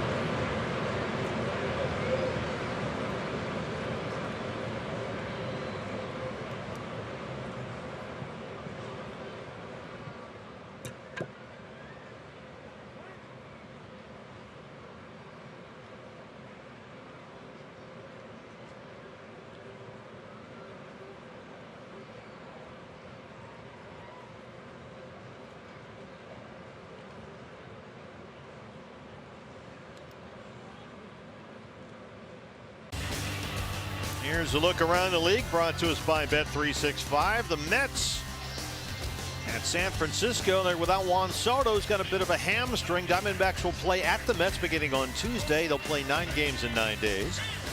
Padres in a cold one at Fenway Park. Beat Boston 8-6. Dodgers, who were there. Mookie Betts, who's got an oblique, he's on the injured list. They're trailing in Washington. And the Rockies beat the fighting Phillies 4-1 at Coors. Martin Perez back out there for the 6th, and Corbin Carroll looks at ball 1. Corbin singled and scored. So lead off the 4th. He's 1 for 2. D-backs have been out hit 6-4. We're tied at 3 in the 6th. I mentioned earlier Perez is a nice fit in that Braves rotation because he's not a power pitcher. He's a finesse guy, throws a lot of change-ups, cutters, sinkers. I think back to the Houston Astros when I first got to the big leagues. You get J.R. Richards, 6'8", throwing 300 miles an hour, and you got Nolan Ryan doing what Nolan Ryan did, and they would wedge Bob Nipper between those two, a left-handed, soft-tossing, breaking ball pitcher. And in the Astrodome, too. Yeah, you go into the Astrodome, can't see the ball anyway. Corbin smacks it into center, his second consecutive leadoff single. And the go-ahead runs aboard with Perez at 75 pitches. The right-hander Kinley warming up in the Atlanta bullpen.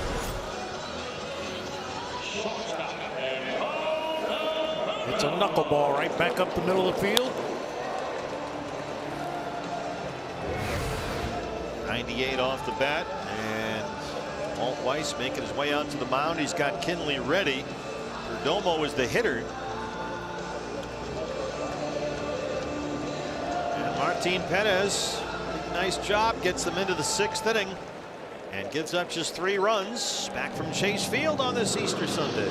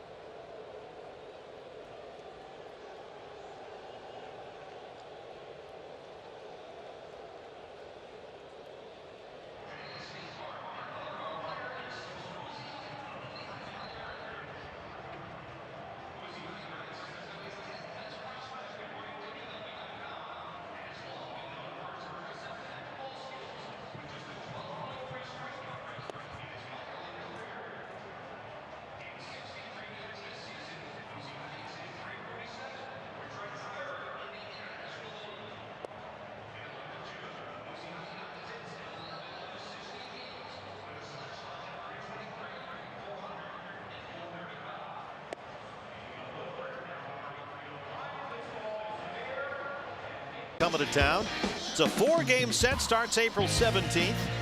Get your tickets for the matchup at dbacks.com. Well, here's Tyler Kinley making his 3rd appearance of the season. He worked in the game here yesterday. Diamondbacks more than familiar with Kinley, who spent 6 seasons in Colorado, acquired from the Rockies at the trade deadline last year. And brought on to face Geraldo Perdomo with Corbin Carroll at first base and no outs.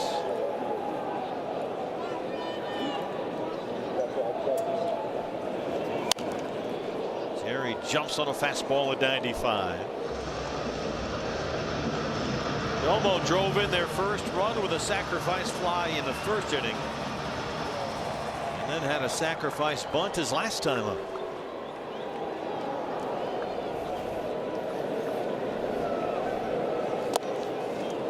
Another key bat that they'd like to get going. Jerry just 2 for 19 on this homestand. One more look, it's 1-1. To reach across, backhanded pick by Baldwin that time. Need to get back to Torrey's old theory. Build an inning. Link at bats. Well, got a good start. Leadoff man aboard after the single. Talked to Torrey in his office this morning. What are you seeing from Jerry? He says it looks like he's kind of feeling for the ball. He's trying to maybe finesse it the other way, and he's told him, hey, just be yourself.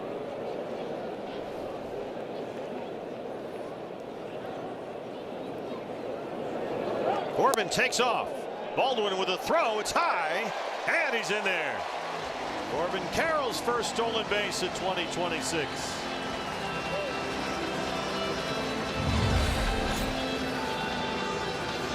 A good jump. We know Corbin likes to rock back and forth, right foot, left foot, right foot, left foot, and if he happens to come down on that right foot when the pitcher delivers the ball, he is off like a shot. Pitch was a strike. It's 2-2 on Perdomo. Move him. He's Tied now with Paul Goldschmidt for second on the Diamondbacks all-time stolen base list.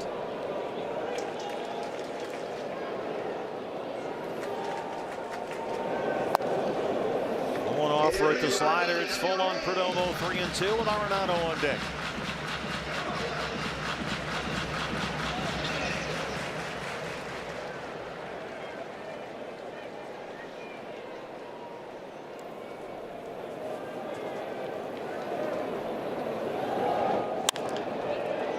Hit it to the right side, backhanded by Albies. He moved him.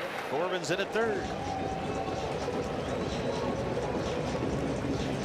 Boy, Perdomo technically 0 for 1 so far, but that's 3 very productive plate appearances. Yeah, absolutely. Sac fly to left field, a sacrifice bunt in his last at bat, and made sure to hook that ball to the right side to move Carroll up to third base with only 1 out in the inning. And Mark Grace predicted that Nolan Arenado today would pick up his first Diamondback RBI. He's got a great chance here. Corbin at third, 1 out, infield in for the Braves. And a slider's a strike.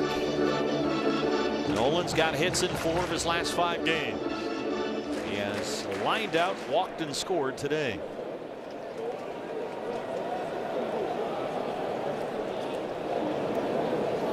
J.R. House coaching at third.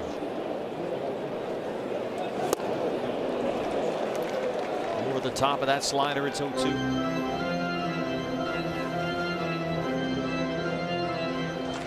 Kinley has been a workhorse reliever over the course of his career. Certainly was in Colorado. 70+ appearances.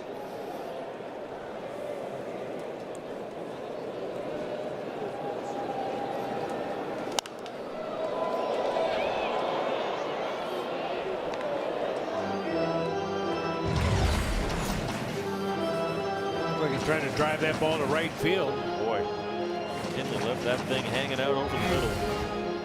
Nolan missed it. It's 0-2. Dubon close by the bag, even with that base at third. Rest of the infield in on the grass.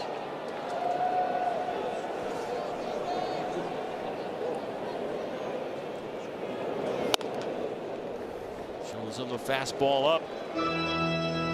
Maybe to set up another slider away.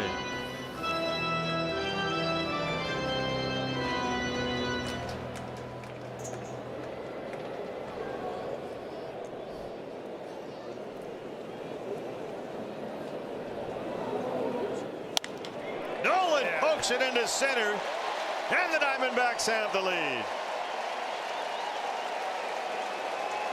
And Mark Grace, 2 for 2 this year.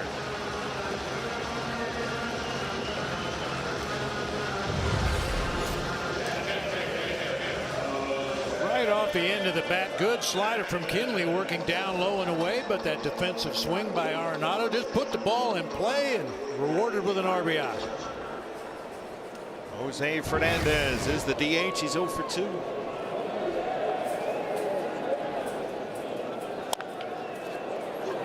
Swing and bunt. Kinley will go to second, and they get the force on Arenado.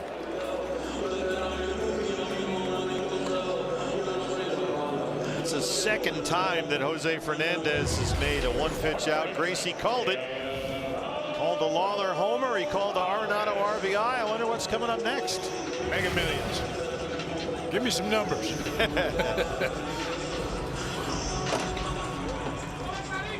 Ildemaro Vargas has their biggest hit so far. A 2-out, 2-run triple in the 4th that tied the game, or gave them the lead before the Braves came back to tie. Carlos Santana had to leave in the 2nd inning with some groin discomfort. Vargas came in and took over.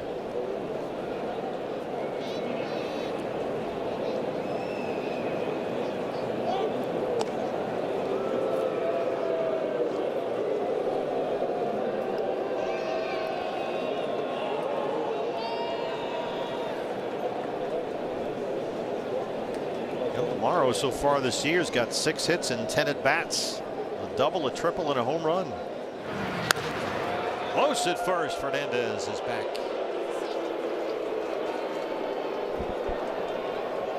D-backs with a 4-3 lead. Each club has 6 hits. Ryan Thompson warming up in the Diamondback bullpen. Now the 1-0. Just up high.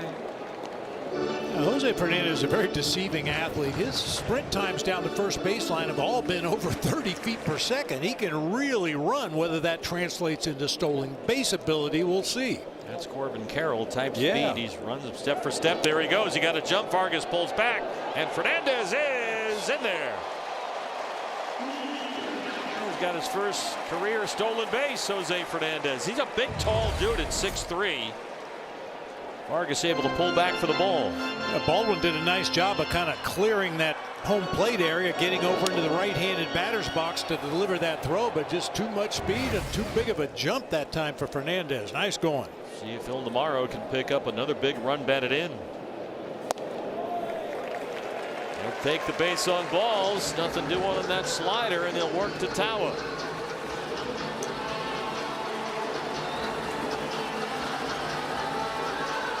A run home on the Arenado RBI. 2 on and 2 out. Pitching coach Jeremy Hefner out to the mound. And we get this message from our buddy Tim Hovick at Santan Ford.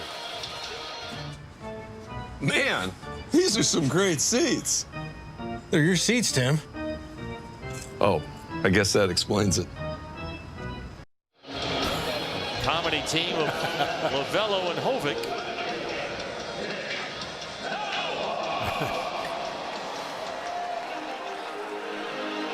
I like the Abbott and Costello reference the other day. That comedy team. The straight man, I stumbled on that somehow, but the straight man is always listed first, right? Burns and Allen, Abbott and Costello, Martin and Lewis, take your pick. Sherry Lewis and Lamb Chop. Wait, what? Nailing the 18-25 demo once again. Tawa 0 for 2. Google it.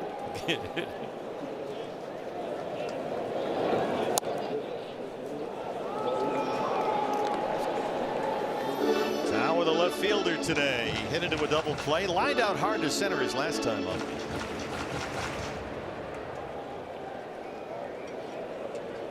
Fernandez at second and Vargas at first. That one sails up high on Kinley. Starting to miss up with that slider a little bit. It's 2-0. Some stirring again in the Brave bullpen. Kinley coming up on 20 pitches.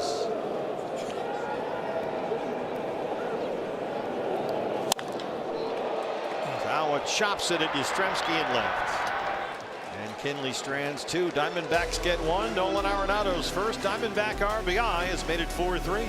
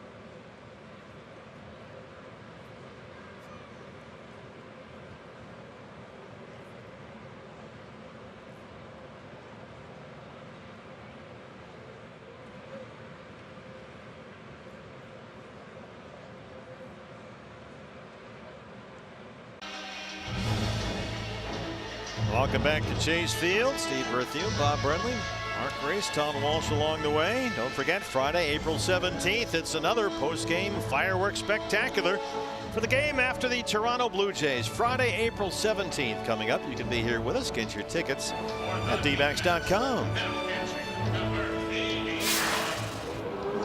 Diamondbacks with the lead. They'll hand it over to the bullpen now after Taylor Clark set down all 4 he faced. Ryan Thompson on to start the top of the 7th inning. Eli White, the scheduled hitter for the Braves, but the left-hand batting Dominic Smith, who's homered in this series, will take the at-bat for White.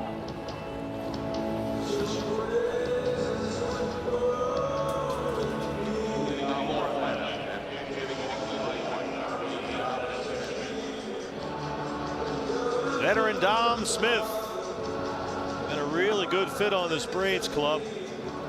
7 for 20. He's homered twice. He homered here in the opener on Thursday after signing a minor league deal with Atlanta just as spring training was getting underway.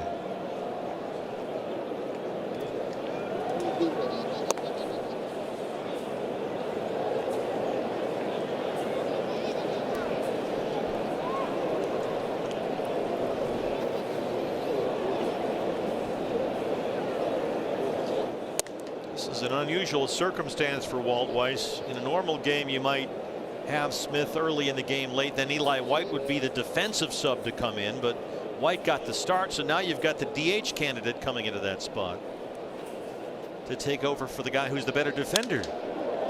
Shattered the bat, short center. Barossa coming in, and there's one away in the 7th. Well, you know, partner, this has been a really deceiving series. The Braves put a 17 spot on the board, of course, and since then they've scored 6 runs in the next 3 games.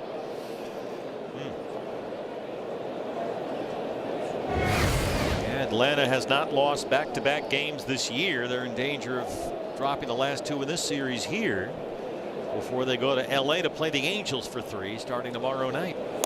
Jorge Mateo is the shortstop today, and James McCann will challenge. The pitch was called a ball. The catcher is challenging.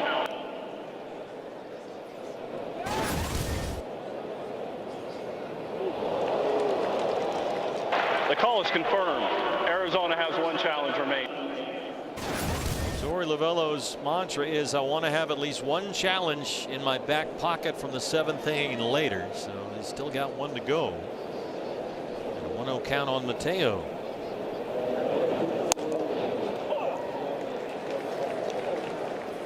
Sure about that challenge there. Got bases empty, 1 out, 7th inning. He must have been sure. James doesn't usually miss those. Bunt is popped up foul.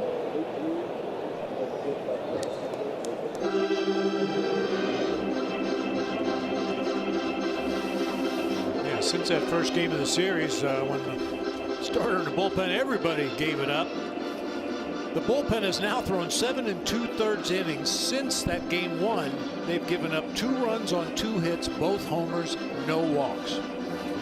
Bullpen's certainly helped win yesterday's game. They're going to hang on to a 1-run lead at this point today.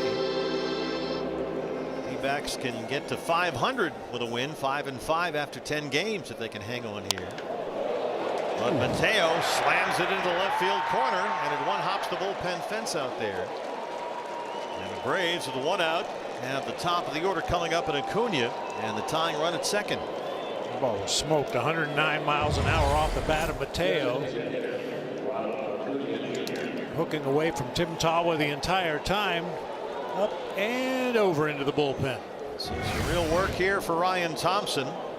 Acuna singled to center on the first pitch he saw his last time up against Brandon Font. He's 1 for 3.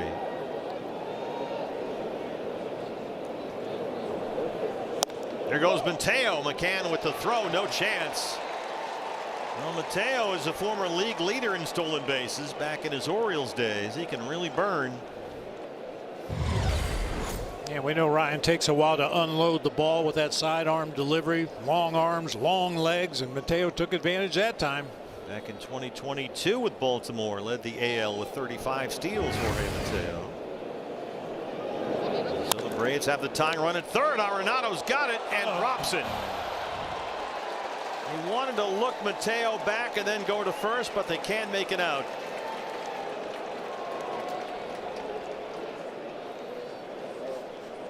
That's an E5.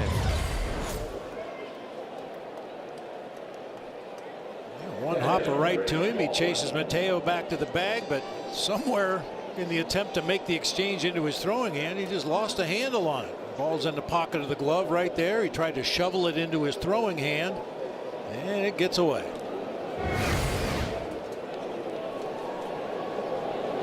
They're on the corners now with one out. The batter is Drake Baldwin, who homered in the first and had an RBI single his last time up in the fifth.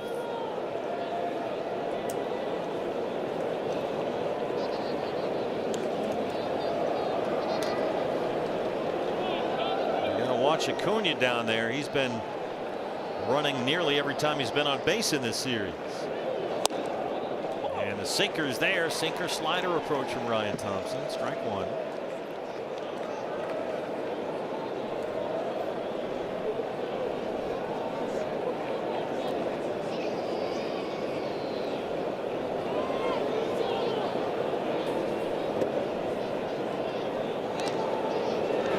Disengagement.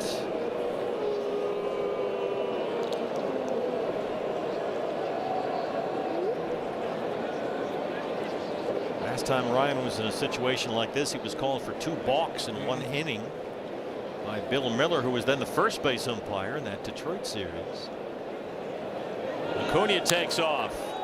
That's grounded to second. Marte has only 1 play. And Mateo comes across with a tie run. It's 4-4.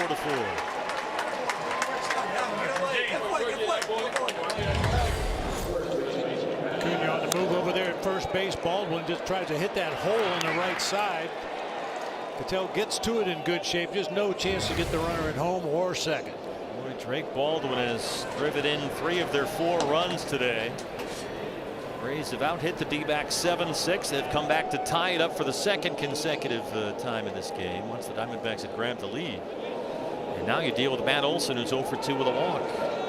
Play at second, awfully close. Acuna was well off the bag.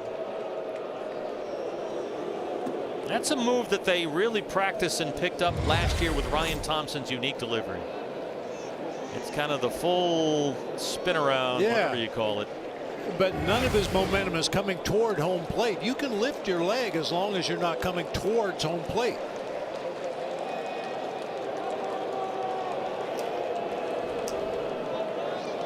Olson is at first. Gave him the free pass. They'd rather work to Yastrzemski.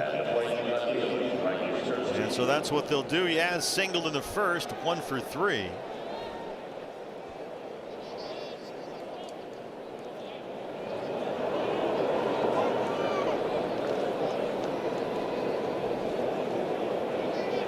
Acuna's at second and Olson's at first. And there they go. Yastrzemski just poked it foul past third.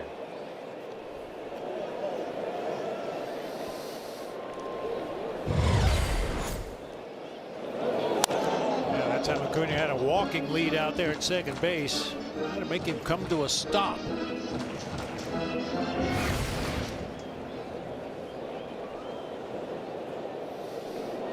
And this is one of those situations where you're probably going to throw to the trail runner anyway, even though nobody's holding him on at first base. But Matt Olson not quite as quick as Ronald Acuna Jr. Maybe just by half a step.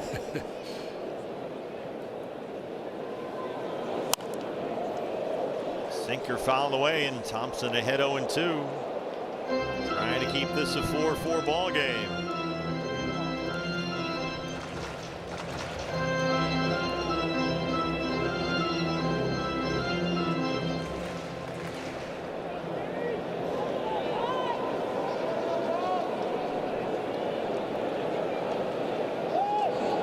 That move again, but nobody home at second. One disengagement single there by Mike Estabrook. You get 2 per at bat if you're the pitcher.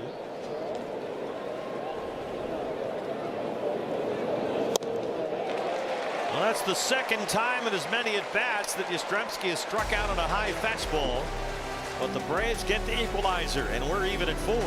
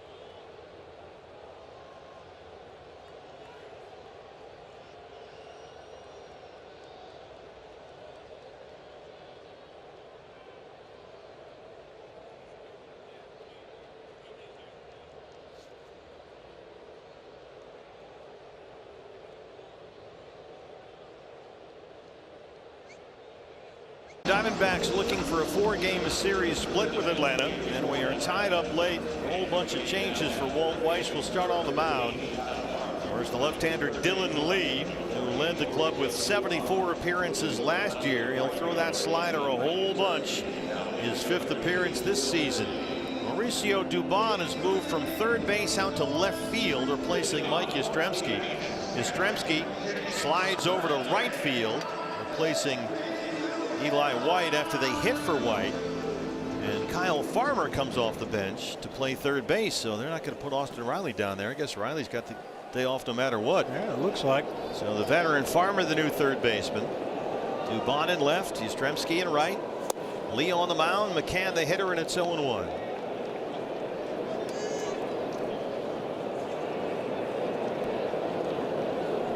James has twice grounded out to shortstop.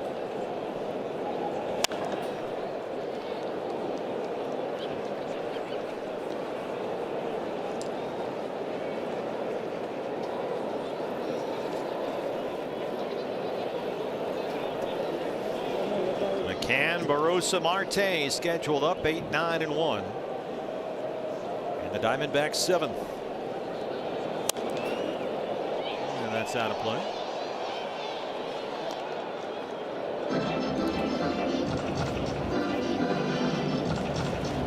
Kevin Ginkel has started to warm up at the Diamondback bullpen.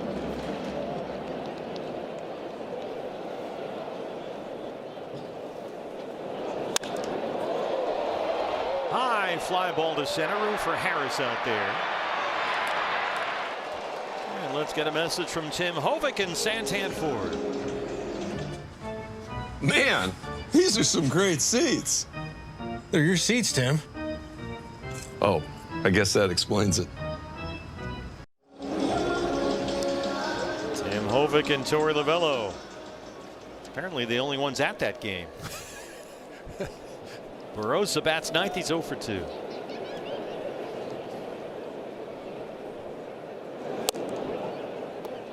Diamondbacks have taken advantage of some small ball in the game today after Marte led off with a double. Corbin Carroll pulled the ball to the right side to move him up, and then Perdomo drove him in with a sac fly. 6th inning, kind of the same story. A leadoff single by Carroll. He stole second base. Perdomo once again moves the ball to the right side. Nolan Arenado with his first RBI, a base hit into center field. Barossa chops the 2-0 slider foul. Lee will lean on that slider heavily.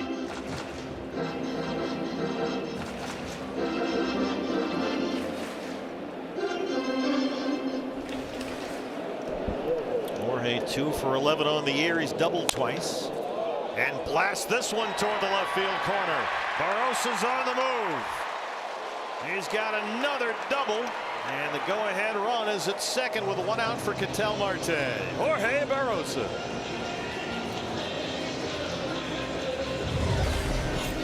You know you're going to get great defense no matter where you put Jorge Barossa on the field, but this might be a little unexpected. Some pop into the corner in left field, an easy 1-out double. This is the chance for Ketel, who doubled and scored to lead off the game. He's 1 for 3. Barossa with 3 hits this year. They're all doubles. Changeup is a scud, blocked by Baldwin for ball 1. Marte in his previous 5 games, going back to the Detroit series earlier this week, had been 1 for 17. He's 1 for 3 today. But he continues to hit the ball hard. 2-0. Marte 28 homers last year, but just 9 from the right side of the plate. Barossa the go-ahead run with 1 out. There's the slider again. It's 2-1. Each team 4 runs on 7 hits.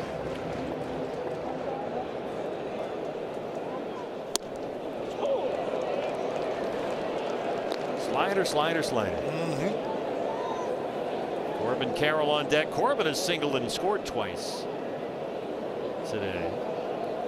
2-2 for Ketel. Out in front of the slider. Just a little bit. That's a problem with a left-handed slider to a right-handed hitter. If you throw it from the middle of the plate in, you're probably going to hit it foul.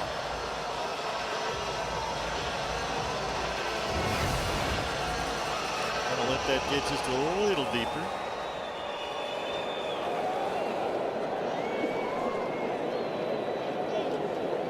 Chance to get the lead right back. Lazy fly to right for Yastrzemski. Barossa's at second, and he'll stay there. 2 outs for Corbin.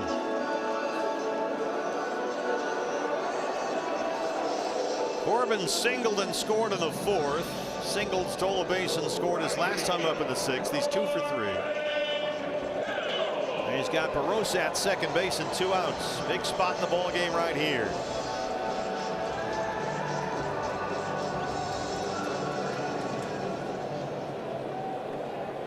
Singles his last 2 times up is only 2 hits in this series.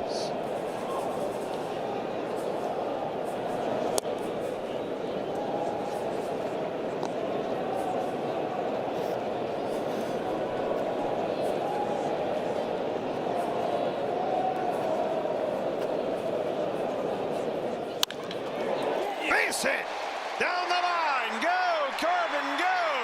Barossa's home. Corbin Carroll. He's going the distance. He's going for speed. He's in there standing.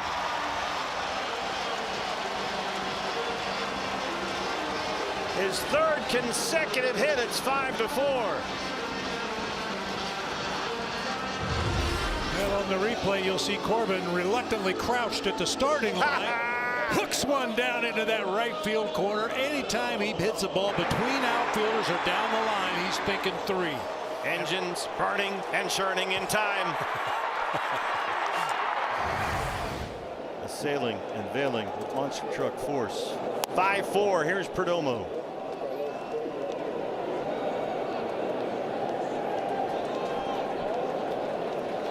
Corbin set a Diamondbacks record 17 triples last year. Led the majors. He's got 2 triples already this year.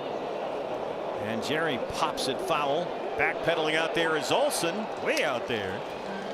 But another big 2-out RBI knock. The Carroll triple makes it 5-4 Diamondbacks.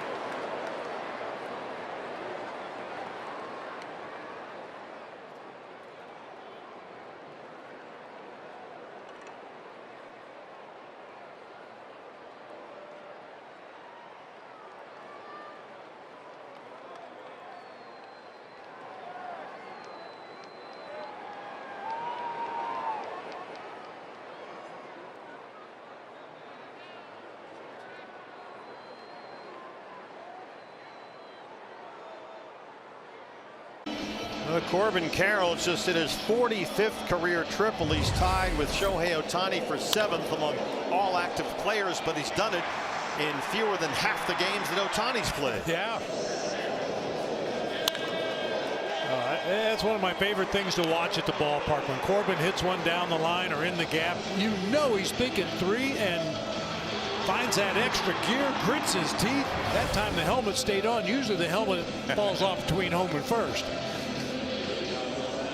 Well, it's in the bullpen's hands once again. Kevin Ginkel, 4th appearance for Kevin, who got roughed up here Thursday in the opener against Atlanta. They'll get Michael Harris, Ozzie Albies, and Mauricio Dubon 5, 6, and 7 in the Braves' 8th inning.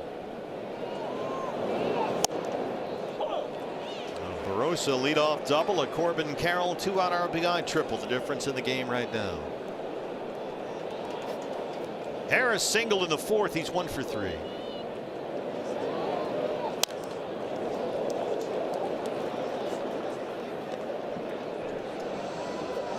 Saw Kevin in the clubhouse checking the brackets on the walls. His U of A Wildcats took one on the chin, as we know, yesterday.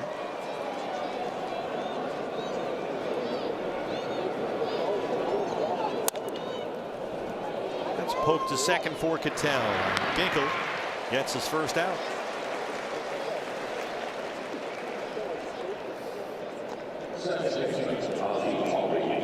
Ozzie Albies is 0 for 3. But up until today had been enjoying a big series, 5 hits with a home run.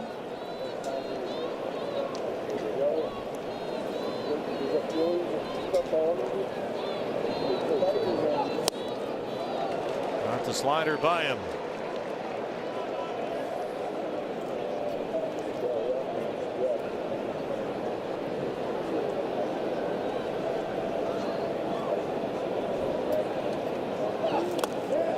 Yes, he did. Alfonso Marquez agrees. It's 0-2. One of the very few times I agree with an umpire. Or an umpire agrees with me. I was going to say, I think you got that backwards.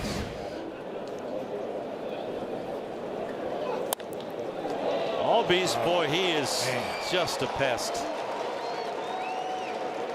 What a ball player. 1-out single.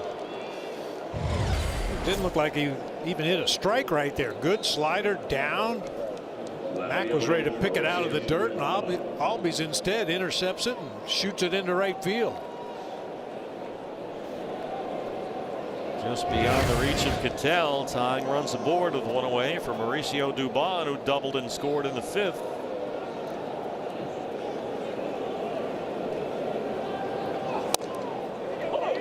.94 is their first strike. Dubon acquired from the Astros in November. Meant to be a bit of a super utility guy, but he's played a lot of shortstop with a Ha-Sung Kim injury.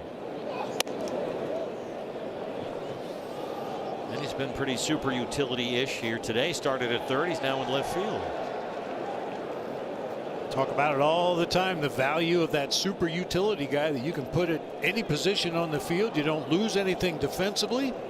Diamondbacks have a couple of those in Ildemaro Vargas and Tim Towle. 1-2 for Kevin. Farmer, who checked into the game to play third, is the on-deck hitter for the Braves.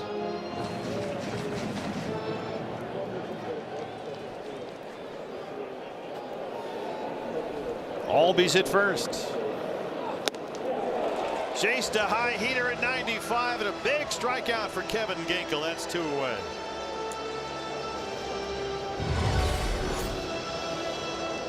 I don't think that ball was ever in the strike zone. Starts shoulder high. Dubon just cannot hold up on that one. It looks as big as a beach ball, but you just can't get to that one. And they'll recall Farmer now, and Austin Riley will come up. Riley, of all the Brave bats that they count on, has been really the slowest to get started, even slower than Acuna. Brian Kaplan out to the mound. Farmer checked in to play third and was about to hit. Now Riley will take the at bat and have to stay in the game at third base. He has been scuffling a bit. 6 for 32. Jonathan Loaizaga gets loose in the Sanderson Ford bullpen.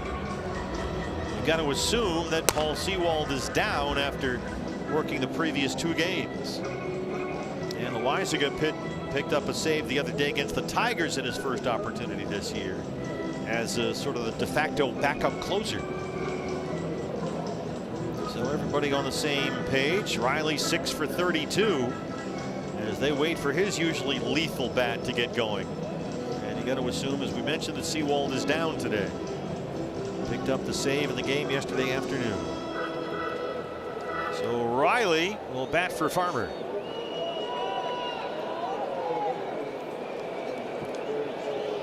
leaves only Jonah Heim, the backup catcher, on Walt Weiss's bench. And I don't care what Riley's numbers are this year, he has been an absolute nightmare for Diamondback pitchers over the years. Tremendous career numbers against the D-backs. Fastball's working for Kevin today. He's getting swing and miss with that pitch. It's 1-1. How about this? Ooh. 41 RBIs in 35 games against the Diamondbacks. A .326 lifetime hitter. Maybe for Vargas. And Ildemaro's got it. Kevin Ginkel puts a 0 on the board in the 8th inning. And the Diamondbacks hang on to that 5-4 lead. You're watching D-backs baseball, presented by Y-Refi.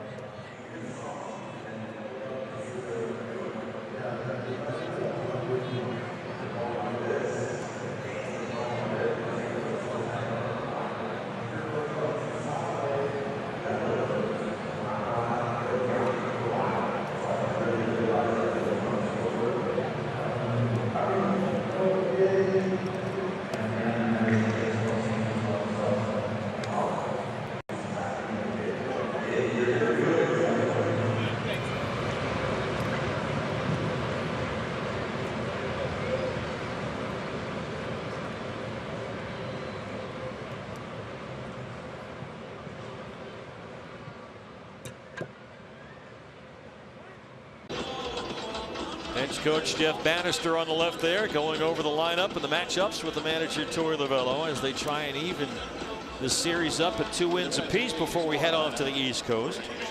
Right-hander Robert Suarez, who was an all-star with the Padres last year, and is off to an all-star start in his first season with the Braves, his 5th appearance. Austin Riley remains in the game and takes over at 3rd. Nolan Arenado, the cleanup hitter. Nolan has walked. He's got an RBI single, and he has scored a run. He leads off the 8th.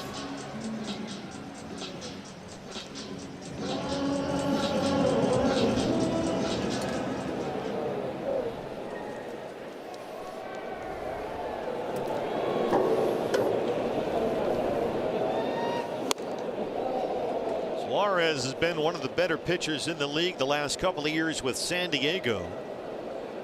36 saves for the Padres 2 years ago. 40 saves last year. He led the league.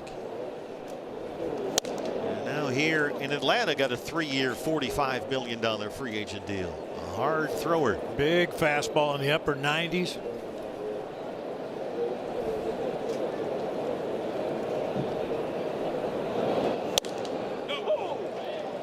.99, and Arenado will challenge. I think the home plate umpire is refusing to give him the challenge because it didn't happen immediately. You only have 2 seconds. Yep. And he started arguing the call, then remembered that he has a challenge. They want that immediate. They don't want you getting any help from the bench at all, and Arenado goes down swinging. Yeah, they're very strict about the time you have to challenge the pitch. It has to be immediate. Otherwise, I think Lance Barrett got the call right there. You're not entitled to give them the challenge, even if it's requested. It's basically 1-2, and you can see right away Barrett saying, nope, you missed the window there, no. Jose Fernandez takes a strike. Jose's been a little overly aggressive today. Swung at the first pitch in his last couple of at-bats. Reached on a fielder's choice and promptly stole second base back in that 6th inning.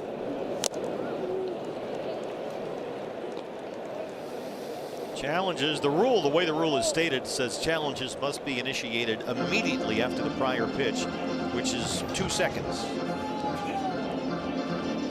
And you can't get any help from defenders, runners, no help from the dugout right away.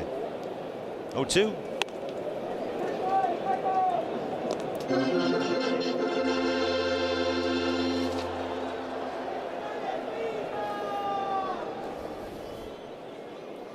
Vargas on deck. Ball and 2 strikes on Jose Fernandez. Ooh. Caught looking at 100. And that's out number 2. You can be one of the first 20,000 fans to our game against the Blue Jays coming up Saturday, April 18th. Get your Cattell Marte tea. We're calling it the Marti. That's courtesy of State Farm. Get your tickets and your tea or your Marti at tbacks.com, and you already have yours, of course. Don't get cookies on it. I had it backwards, yeah.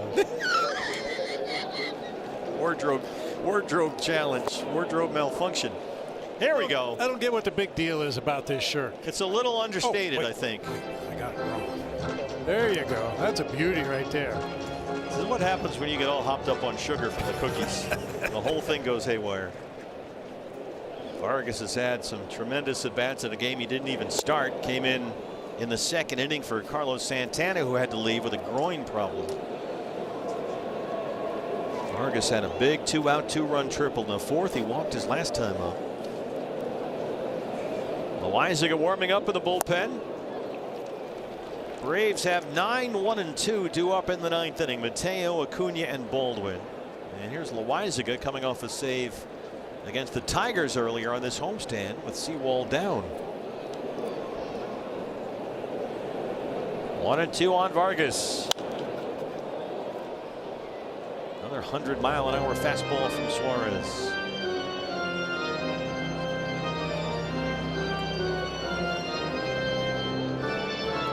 All right. It's all choked up. Took his breath away. That smile's not going away for a while. Not anytime soon. And he made the catch, as you pointed out, with the glasses on top of his cap, which is a no-no. Well, big leaguers do it. It worked out. Well, Suarez comes in throwing 100 and strikes out the side. So here we go. Loaizaga coming on to get the final 3 outs.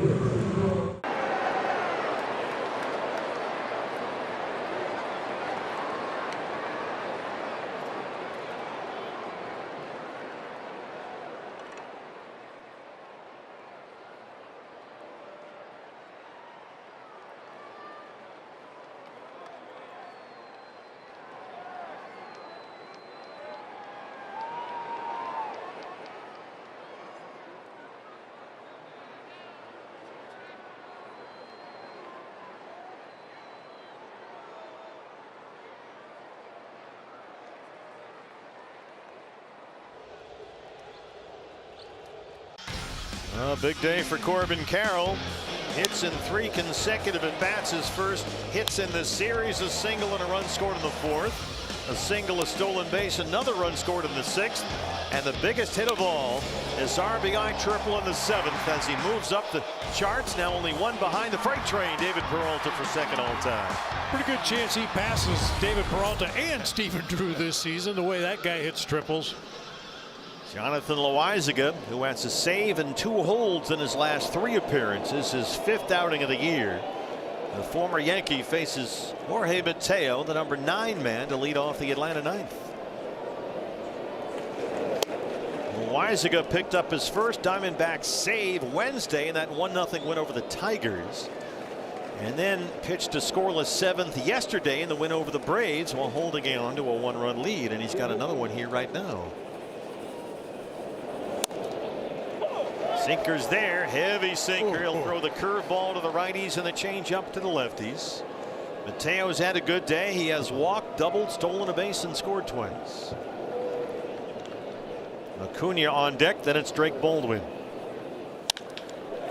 Base hit. And Mateo can really run. He's already stolen 1 base today.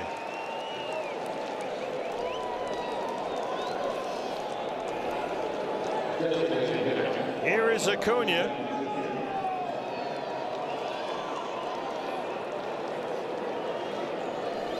That was 109 miles an hour off the bat of Jorge Mateo. Acuna singled in the 5th.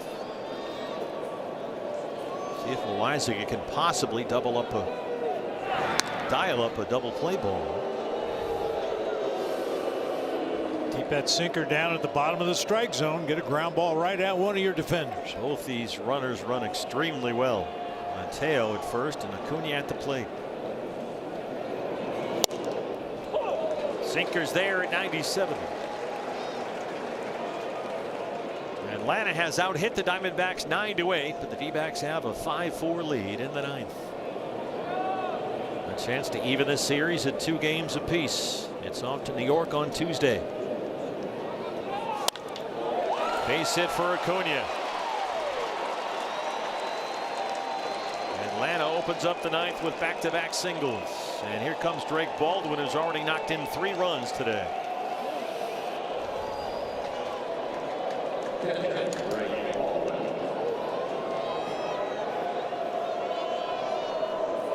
Baldwin homered in the 1st off Brandon Pfaadt.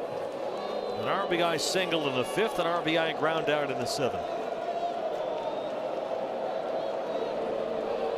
Go ahead runs aboard for the Braves to start the inning.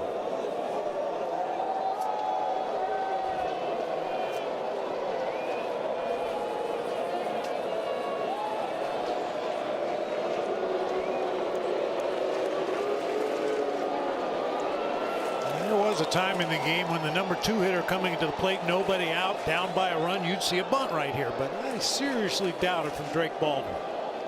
Not with his pop. That's the changeup, a very good pitch for Loaisiga against these lefties. It's 0-1. A lot of movement, not quite as much as a sinker, but a lot of movement right there. Gets the swing over the top.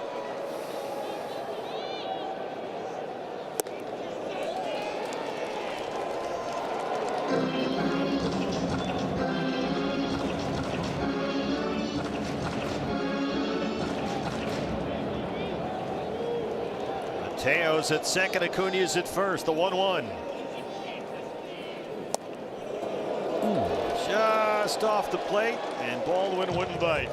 Yeah, that's the one you want the hitter to swing at right there, moving away from him and down just off that outside corner. Probably hit it off the end of the bat, easy contact, but instead Baldwin eyeballs it and takes it. Good take right there.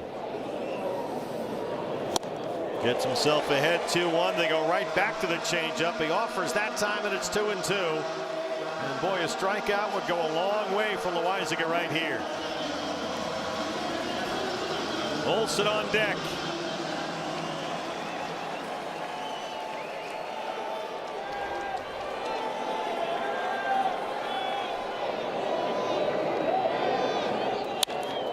Up the middle and through. This will tie the ball game. Mateo's home. 3 singles start the 9th, and it's 5-5.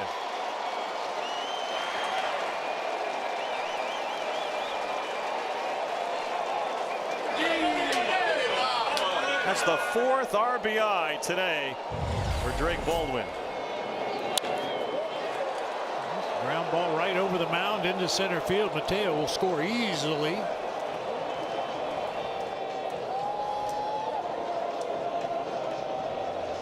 Good plate coverage that time by Baldwin. Good looking young hitter. Every time the Diamondbacks have taken a lead today, the Braves have answered immediately in the next half inning. We have 3 hits to start this ninth, still no outs, and the batter is the dangerous Matt Olson, who's already had a big series. He's walked twice today. And the bullpen will have to get busy. Taylor Rashi in the Sanderson Ford bullpen, just up from Reno.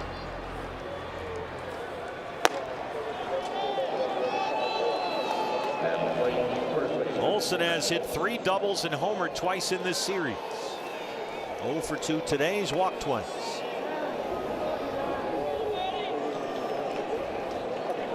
Loizaga with that sinker getting ground balls, but they're all splitting infield defenders.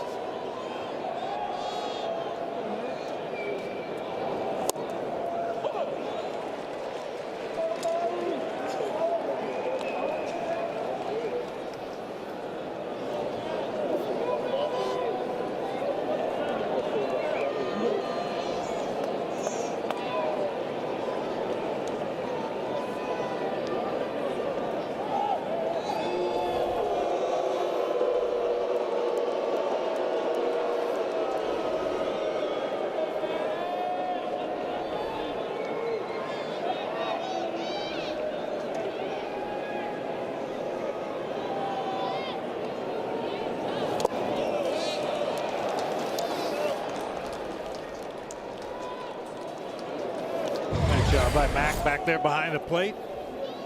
It's a change up off the glove, and then the chest protector drops straight in front. Nice job. Atlanta 5 runs on 11 hits, still no outs in the ninth. 1-1 fouled away.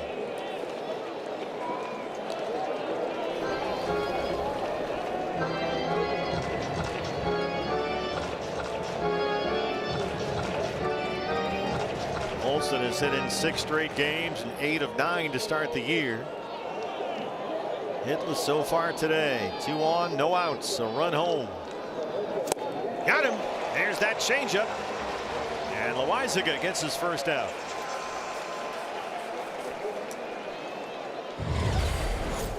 Oh, that's a big one. They've kept Olson hitless today. He did walk twice, but see that changeup grip right over the top. Mike Yastrzemski has struck out his last 2 times up, both times chasing high fastballs. He's 1 for 4. Which is not really a strength for Loizaga. He can get away with a high sinker from time to time, but usually it's that 4-seamer you want to throw up above the belt. Runs the 4-seamer in for ball 1, 98.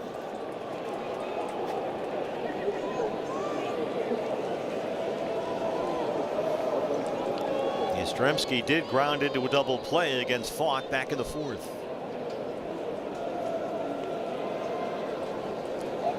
Play on at second. Acuña's back. Perdomo sneaking in there.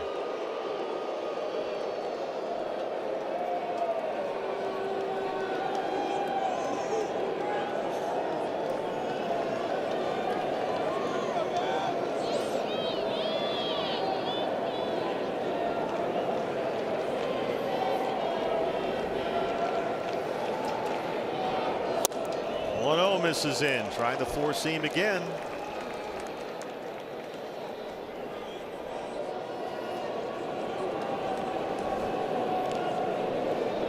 Atlanta 5 runs, 11 hits. They've left 7. D-backs 5 runs, 8 hits. They've stranded 4. Just fouled at first.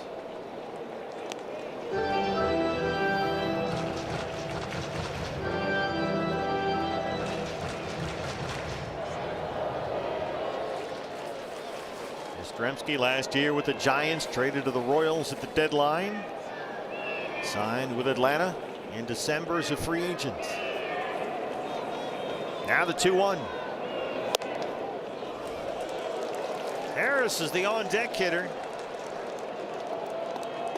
Rashi still warming up in the bullpen.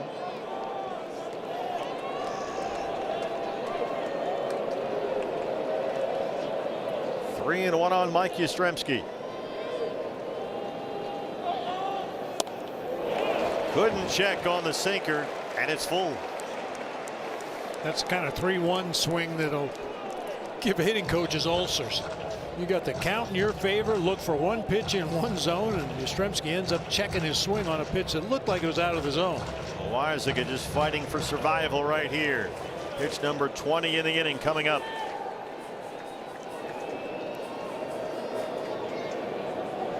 Three-two to Yaz. Tap foul. A lot of fastballs trying to put him away with that changeup there. Yastrzemski stays alive.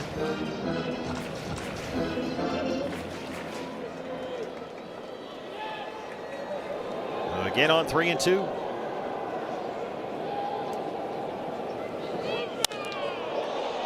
It's lifted to left. Sintao is there. Acuna is at second, and he will head for third.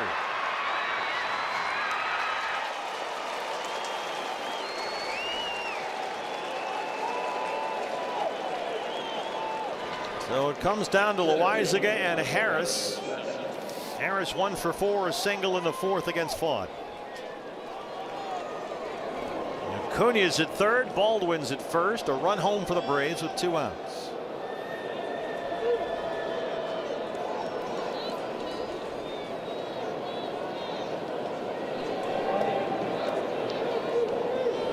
Harris 4 hits in the series. He's knocked in a pair of runs.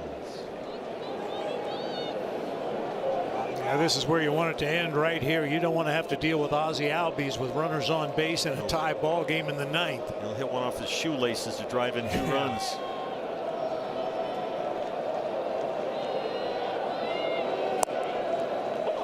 Change up to the left-handers, a strike.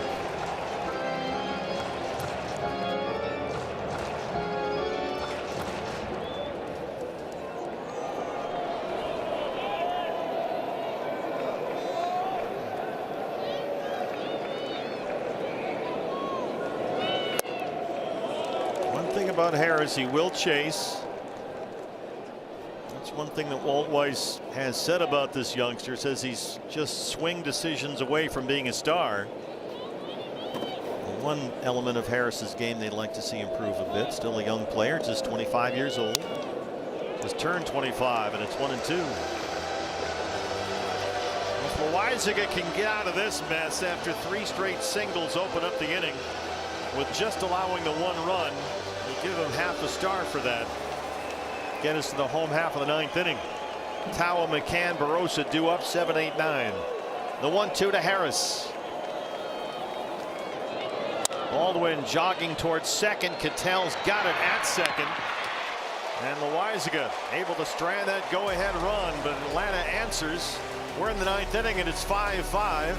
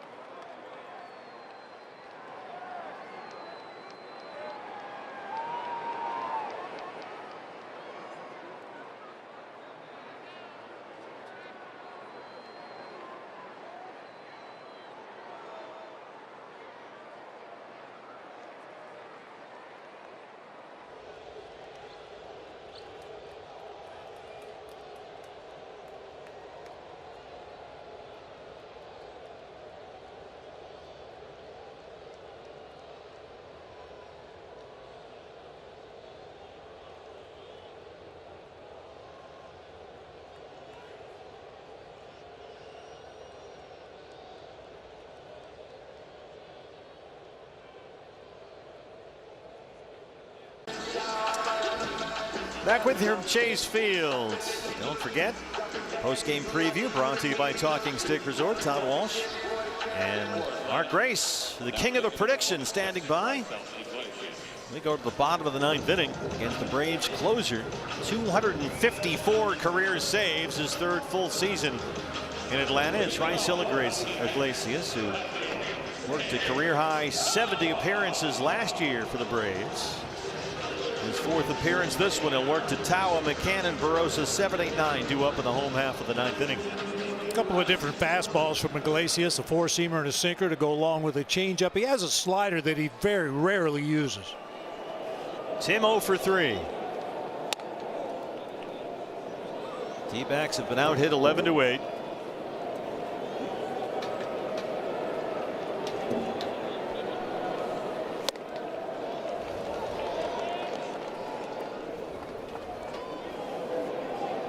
Iglesias has been doing this and doing it in this role for a long time now in his 12th big league season.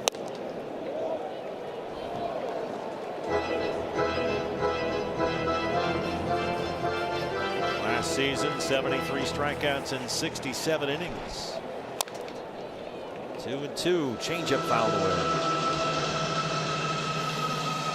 Need a runner, find a way on that. Neither one of these teams has played an extra inning game this year.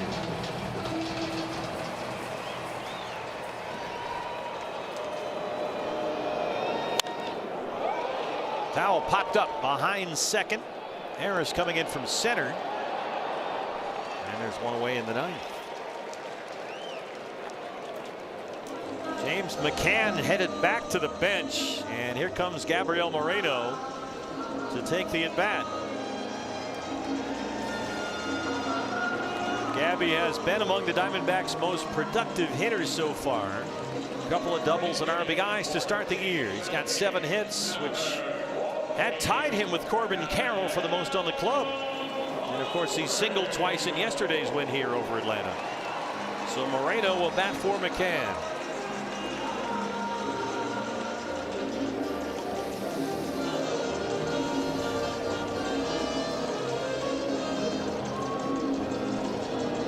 Kind of some swing and walk-up music. Yeah. The lounge at the Holiday Inn. Twice every other Thursday. Here's a strike. Now, Torrey does have a couple left-handed bats on the bench. Adrian Del Castillo and Alec Thomas. This is an easy switch. Should this ball game stay tied, Gabby will just plug right in behind the plate in James McCann's spot. And Barossa, of course, up there in the on-deck circle as the switch hitter. 0-2 on Gabby. Moreno launches one way up high, foul. That's a major league foul ball. It's up at the 3rd deck, about halfway. Wow. Hit that 370 feet. 106 miles an hour off the bat. Straighten it out. Out in front of that changeup. Back-to-back changeups there from Iglesias. And it's 0-2.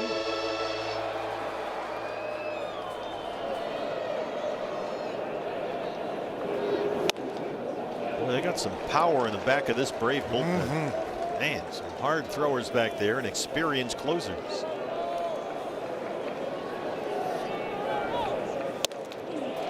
Right by Gabby at 95, 2 down, and Barossa will step up.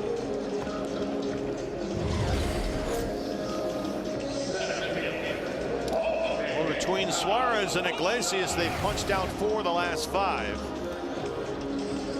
Jorge doubled and scored his last time up in the 7th.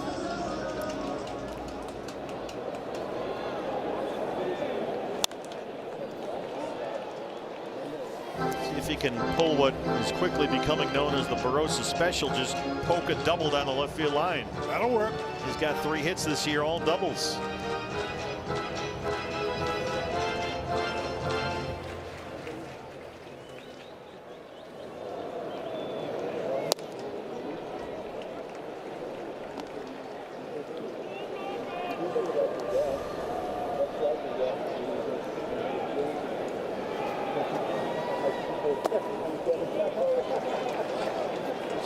One offer at the changeup.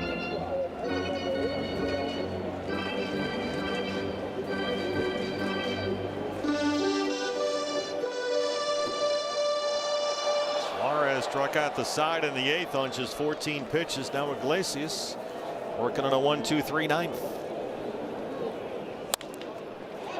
Roll to Albies at second, and we will play extra innings here at Chase in a 5-5 ball game of the series finale.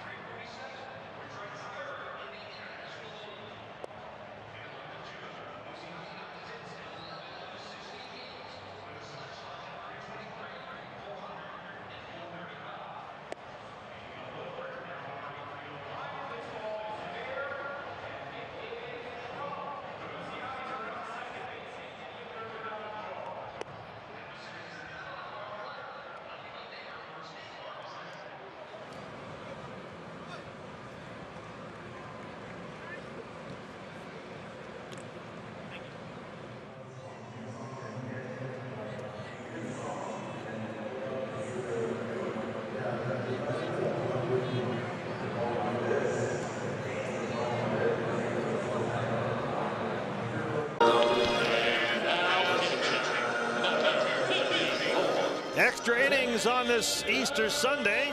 Diamondbacks and Braves all even at 5. We start the 10th, and it's the season debut.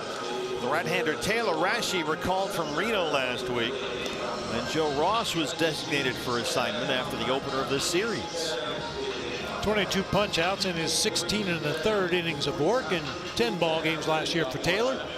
Michael Harris, the second, who made the final out of the Atlanta 9th, starts at second as the Manfred man with 2 ends in the 10th. Gabriel Moreno, who hit for McCann, takes over behind the plate, and the batter for the Braves is Ozzie Albies.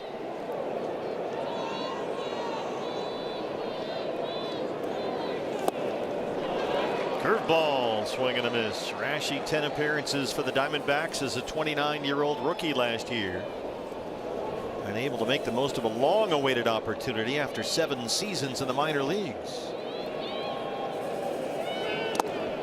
He worked just over 16 innings for the Diamondbacks last year and picked up his first 2 major league saves, and showed he could get some swing and miss, a 30% strikeout rate, and he could generate a ground ball now and again as well.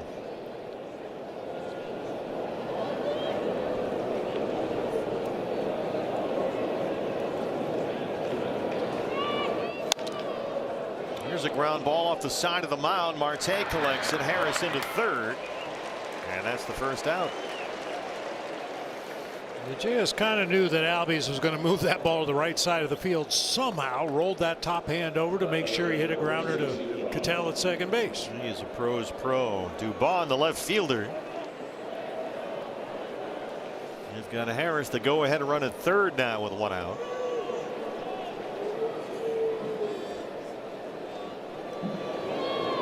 Infield comes in for the Diamondbacks.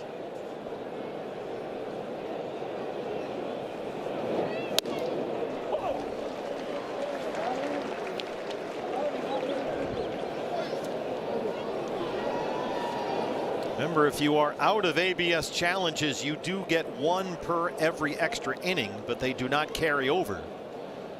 Each team still has 1 left, so no one's been awarded any additional challenges as of yet. Perdomo knocks it down. Jerry got it. What a big out that is. That was smoked off the bat of Dubon at 102 miles an hour. And with the Diamondbacks infield playing right in at the edge of the grass, very little time to react there. Jerry goes to his right, down to a knee, checks the runner at third, and gets the out over at first base. Nicely done. Enormous opportunity for Rashi here if he can get Austin Riley, as Perdomo keeps Harris down there at third.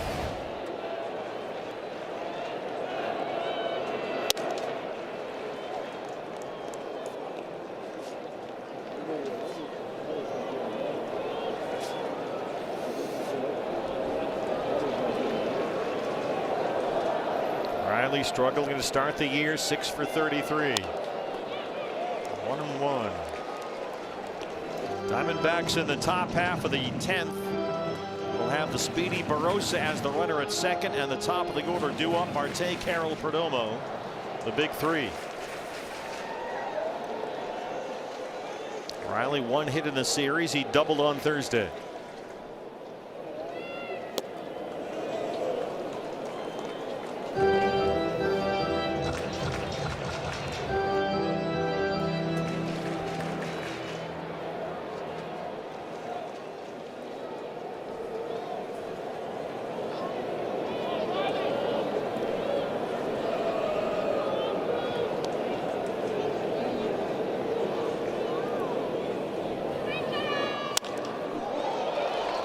Lazy fly to right. Taylor Rashi, with some help from Geraldo Perdomo, prevents that run from scoring. And the Diamondbacks will have a chance to walk it off in the home half. Geraldo Perdomo, that one's not getting through. We're still tied at 5.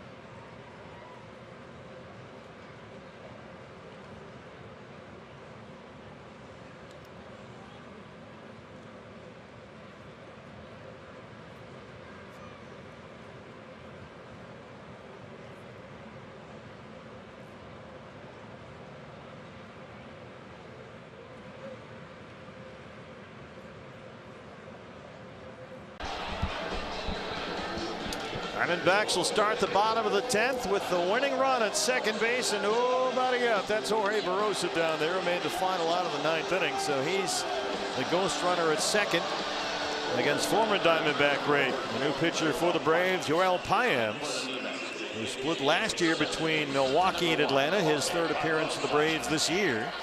And Ketel Marte is the hitter. A base hit can win the game. Marte doubled and scored to lead it off today on this Easter Sunday. He's 1 for 4. Maybe there's a win here in the Diamondbacks Easter basket. I like it. Line to right. Yastrzemski won't get it. Ball game. Barossa had to hold up. Here he comes. Ketel Marte walks it off on Easter Sunday.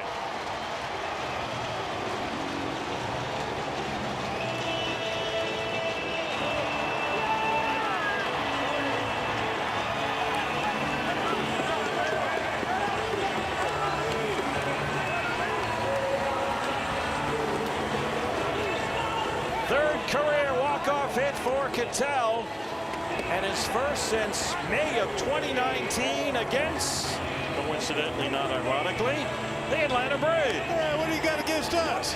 Boy, Ketel. Diamondbacks get the 4-game split, and they will head out east to play the Mets, the Phillies, and the Orioles with a .500 record.